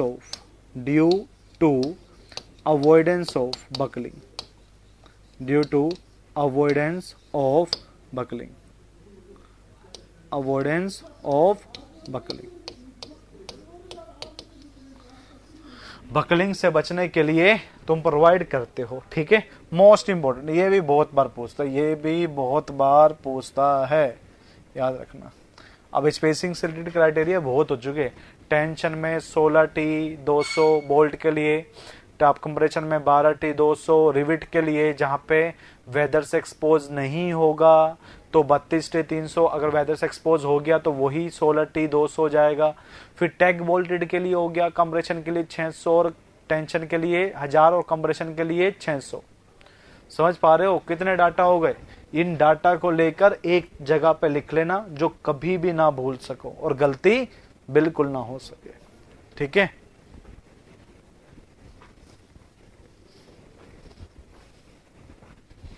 हाँ देवकरण बेटा, मुझे पता है तुम लिख लोगे कि तुम्हें सिलेक्शन लेना है, समझ रहे हैं भाई तुम्हारे, तुम बादाम खा रहे हो, सिलेक्शन लेने हैं, वो बेटा हमेशा रहेगा। चलो स्क्रीनशॉट ले लीजिए जल्दी से, ठीक है।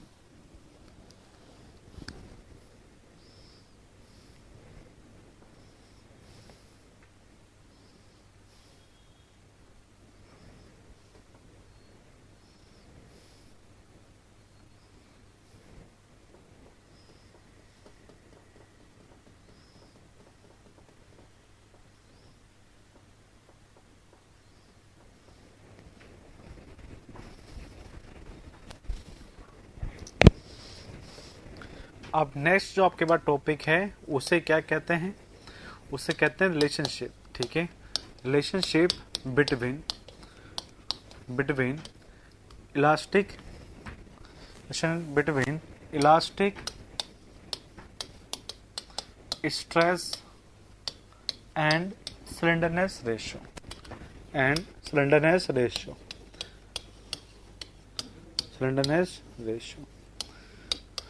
अब आपके पास क्या रहता है कहानी, यहाँ पे इसके अंदर आपके पास क्या रहता है कि रिलेशनशिप बताना है दो चीजों के बीच में, एक तो इलास्टिक स्ट्रेस और एक होता है स्लेंडरनेस रेशियो। अब आपके पास क्या रहता है कि आपने एक चीज पढ़ी होगी जो इस तरीके से थी।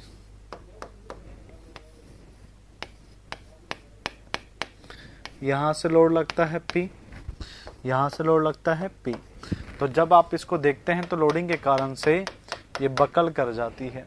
ये क्या कर जाती है? बकल कर जाती है। और इस कारण से आपने एक फॉर्मूला बनाया होगा जो क्या था, पाई स्क्वायर EI अपॉन में L इफेक्टिव का स्क्वायर। याद है सभी को फॉर्मूला? याद है pi square EI upon L effective का स्क्वायर, डबल डिफरेंशिएशन वो इंटीग्रेशन किया था, है ना। फिर बात करते हैं कि सर क्या ये फॉर्मूला यही होता है क्या? नहीं बेटा, फॉर्मूला लिखवाया जरूर जाता है। क्यों? क्योंकि यहाँ पे बकलिंग एक ही होती है। बट अगर आपके पास इस फॉर्मूले को एग्जैक्ट बोलेंगे, अगर इस फॉर्मूले को एग्जैक्ट बोला जाता है तो क्या होता है, N square pi square EI upon में L इफेक्टिव का स्क्वायर। अब बात क्या है कि सर ये ऐसा कैसे हो गया? बेटा अगर होता क्या है कि यहाँ पर जो आपके पास बकलिंग हुई है, ये वाली, हमने इसी को ही क्रिटिकल मान लिया, इसलिए n की वैल्यू क्या हो गई? 1 हो गई। जब आपके पास इस तरीके से कॉलम गिवन होता है, और उसके बीच में कोई सपोर्ट कर देते हैं, कोई हिंज सपोर्ट, तो उस केस में पता है क्या होता है? उस केस में बकलिंग कुछ ऐसे होती है। तो यहाँ पर अब आपके पास कितने हो गए? यहाँ पे एक बकलिंग हो गई, यहाँ पे दो बकलिंग हो गई।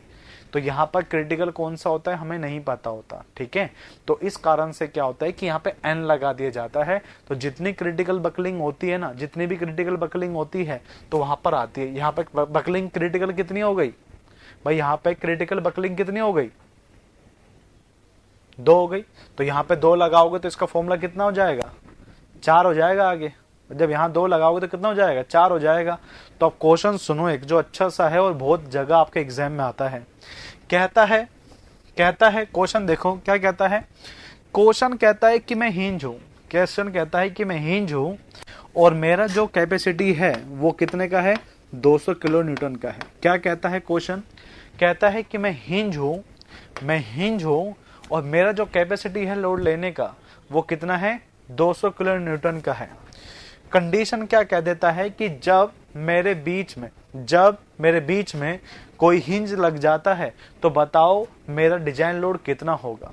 जब बीच में हिंज लग जाता है तो बताओ मेरा डिजाइन लोड कितना होगा। शाबाश बेटा लोग, शाबाश। कितना होगा? 800। यही क्वेश्चन आपके पास गेट में भी आया, यही क्वेश्चन आपके पास IAS में भी पूछा, यही क्वेश्चन AE के पेपर में मोस्टली स्टेट वाइज देखोगे तो सभी में पूछा, यही क्वेश्चन आपके पास JEE के अंदर देखोगे स्टेट वाइज सभी में पूछा। अरे सरफराज बेटा, यहां पे फॉर्मूला है 200। तुम्हारे पास इसके लिए क्रिटिकल बकलिंग कितनी होगी? 2। तो 2 का स्क्वायर कर दो और इस पूरे का फॉर्मूला कितना है? 200। तो बेटा 4 × 200, तो 4 दूनी 8 और 2 जीरो यहां से, तो ये हो गया 800 किलो न्यूटन।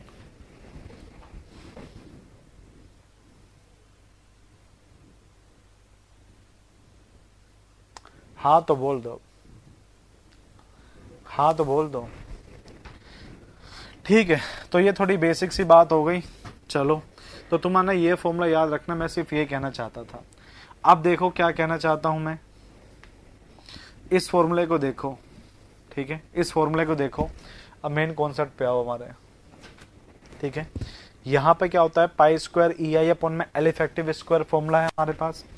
तुम्हें अभी पढ़ाया गया था थोड़ी देर पहले ही कि जो आर है वो आपके पास क्या होता है, अंडर रूट आई अपॉन में ए रहता है, ठीक है।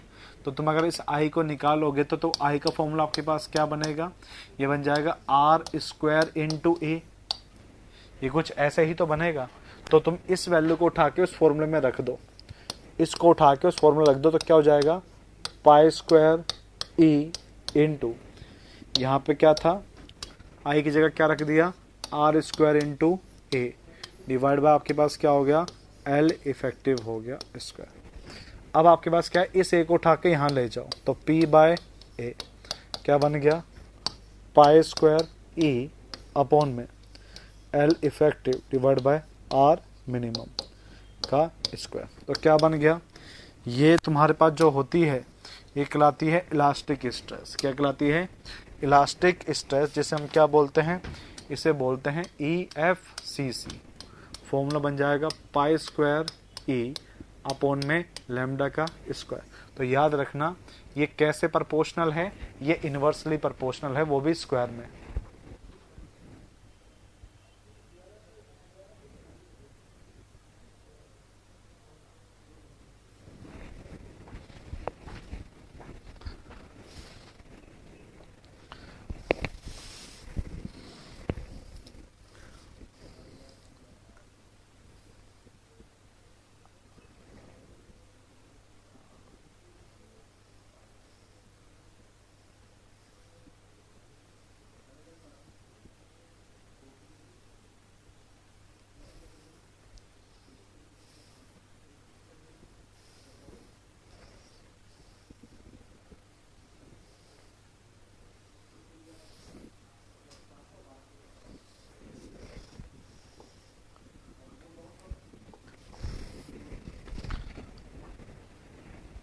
फोर्स अपॉन एरिया क्या होगा, फोर्स अपॉन एरिया क्या होगा बताओ, स्ट्रेस होगा।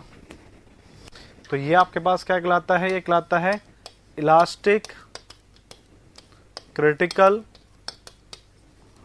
Stress in compressive.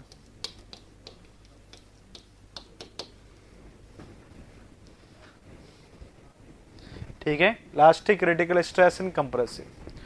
अब देखो दो चीजें, ये देखो दो चीजें नोट करके बता रहा हूं, गलती मत करना।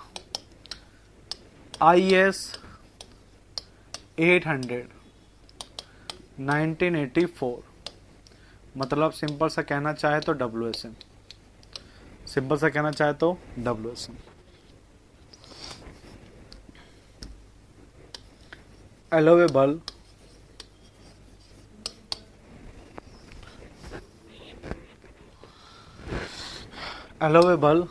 कंप्रेसिव स्ट्रेस निकालता था एक फॉर्मूले से, जो आपके पास क्या थी 0.6 FCC FY divide by FCC आपको पता है ये है, FI आपको पता है ये लिस्ट ऐसे, ठीक है। FCC प्लस FI की पावर 1/n, और इनके ऊपर भी कितना है, इसके ऊपर भी n है और इसके ऊपर भी आपके पास n है, ठीक है। ये फॉर्मूला आपके पास यूज़ किया जाता था कहाँ पर, WSM के अंदर 1984 में। और पता है ये फॉर्मूला देने वाला कौन था, ये देने वाले का नाम था रैंकाइन मर्चेंट। इसी कारण से इसे बोला जाता है रैंकाइन मर्चेंट फॉर्मूला। इसको देने वाले का नाम था रैंकाइन मर्चेंट, इसी कारण से इसे क्या बोला जाता है, रैंकाइन मर्चेंट फॉर्मूला, ठीक है। जो ये n है यहाँ पर कांस्टेंट है, यहाँ पे जो n है वो आपके पास क्या है, कांस्टेंट है। क्या है, कांस्टेंट है। अगर गिवन नहीं होता तो आप जनरली 1.4 लेके करते हो क्वेश्चन को, कन्वेंशन की बता रहा हूं, तुम यहाँ पे हमारा, तुम्हें तो सिर्फ यह रखना है कि पूछेगा कि अलोवेबल कंप्रेसिव स्ट्रेस किस फॉर्मूले से निकाला जाता है, तो याद रखना रैंकाइन मर्चेंट फॉर्मूले से निकाला जाता है।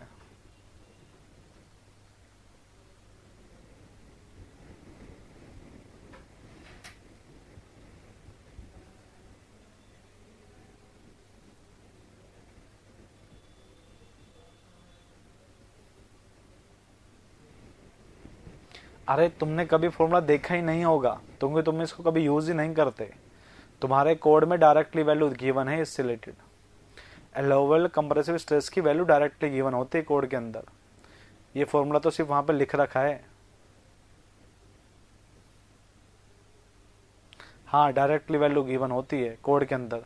पेज नंबर 55, 56, 57, 58 पे देखना, क्लास ए बी सी करके ये वैल्यू गिवन होगी तुम्हें। अच्छा, क्वेश्चन आया था क्या?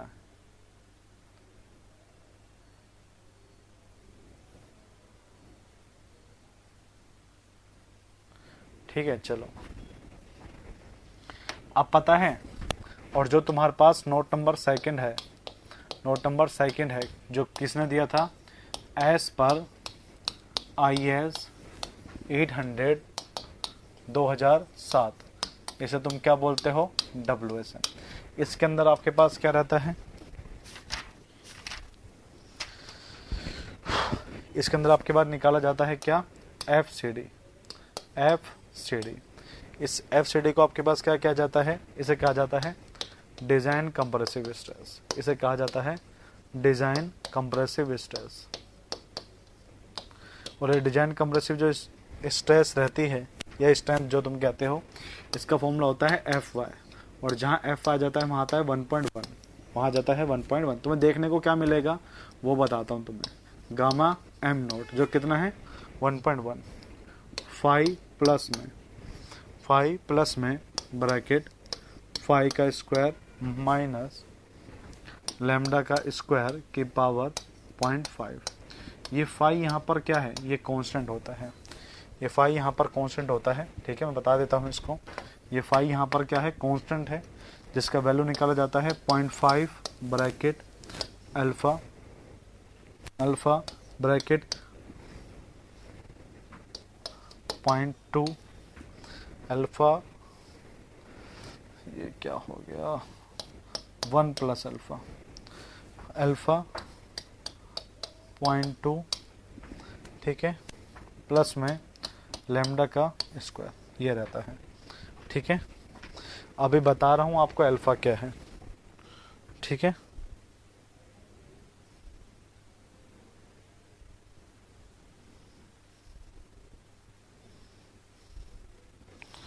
ठीक है, बनाओ इसको। हाँ, कोड में ही था बेटा ये, बट क्वेश्चन आता है डायरेक्टली फॉर्मूला पूछता है तुमसे, डायरेक्टली फॉर्मूला पूछता है तुमसे इसमें। ठीक है, हाँ बनाओ इसको एक बार।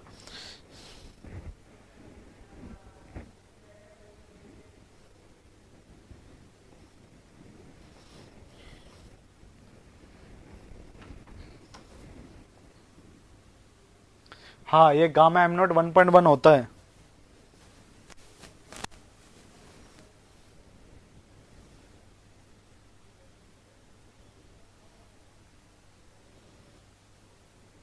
नहीं, गलत है, पाप लगेगा ऐसे ऐसे क्वेश्चन बताओगे तो, संदेह बेटा।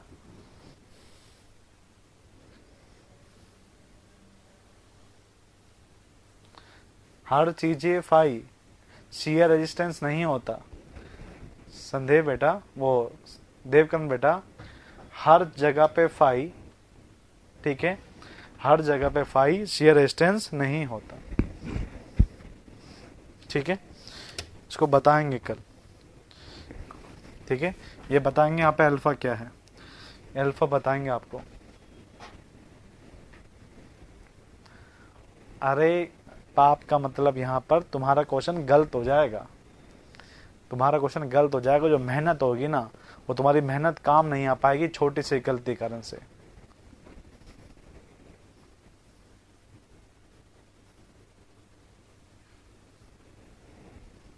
ठीक है।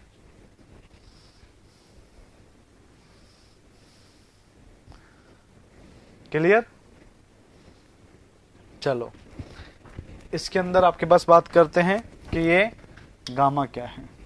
ये गामा का जो वैल्यू है ये आप निकालते हैं किससे? ये निकालते हैं F Y divide by F C C से।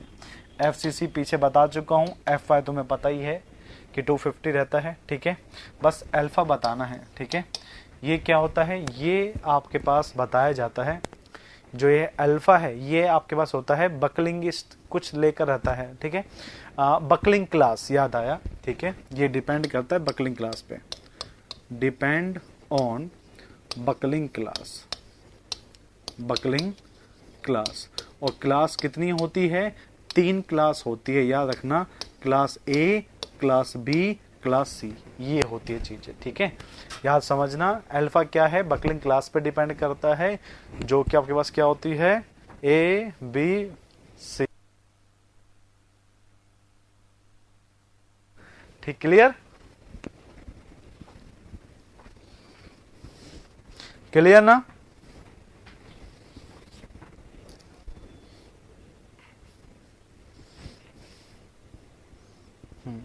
ले लो इसका स्क्रीनशॉट ले लो।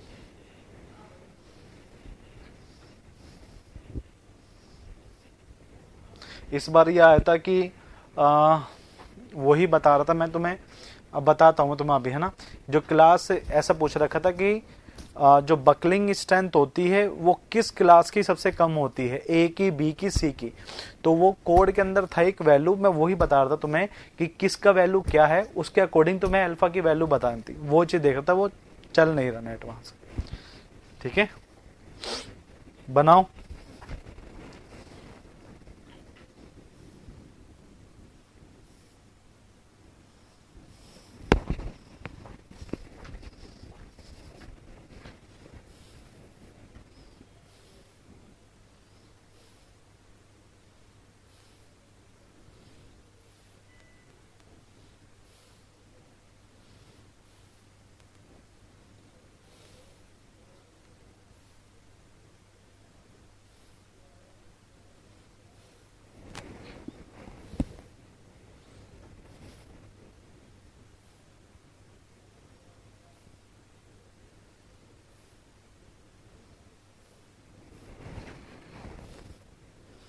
ये रहा, ठीक है।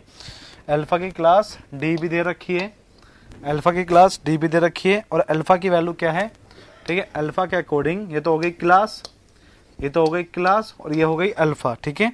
ये था आपके पास 0.21, ये कितना है 0.34, और ये आपके पास क्या है 0.49, और ये है आपके पास 0.76। अब क्वेश्चन ढंग से देखना, ठीक है। अब कल को अभी ढंग से देखो भाई, ठीक है। ये 21 है, ये 34 है, 49 है, 46 है। इसकी वैल्यू उठा के तुम रख रहे हो यहां पर, ठीक है। यहां से ये वैल्यू निकलेगा, इसकी वैल्यू उठा के रख रहे हो यहां पर। अब देखो, अगर अल्फा की वैल्यू ज्यादा, ढंग से देखना, अगर अल्फा की वैल्यू ज्यादा तो तुम्हारा फाई का वैल्यू क्या आएगा, ज्यादा। अगर फाई का वैल्यू ज्यादा आया तो तुम्हारा डिजाइन स्ट्रेंथ क्या आएगा, कम। तो तुम्हारा आपके पास यहां से जो आपके पास एफ सी डी का वैल्यू है वो क्या हो जाएगा, कम। तो याद रखना, अल्फा जैसे जैसे इंक्रीज होगा तुम्हारा डिजाइन स्ट्रेंथ क्या होगा, कम होगा। ये इस बार का क्वेश्चन था जो 30 तारीख को शाम को आ रखा था, ये था क्वेश्चन। पूछ रहा था बकलिंग क्लास के अकॉर्डिंग आपके पास स्ट्रेंथ बढ़ती है या कम होती है। तो याद रखना, जैसे जैसे क्लास बढ़ेगी तुम्हारे पास जो वैल्यू है वो बढ़ती जाएगी, और वो स्ट्रेंथ को क्या करती जाएगी, कम करती जाएगी। समझे? तो आज का सेशन यहाँ खत्म होता है, और कल तुमसे मुलाकात होगी अगेन 5 से 7। जब तक पढ़ते रहो, मुस्कुराते रहो और खुश रहो, ठीक है बेटा। चलो बेटा, डिपेंड करेगा ना कि क्लास कौन सी है, डिपेंड करेगा ना क्लास कौन सी है।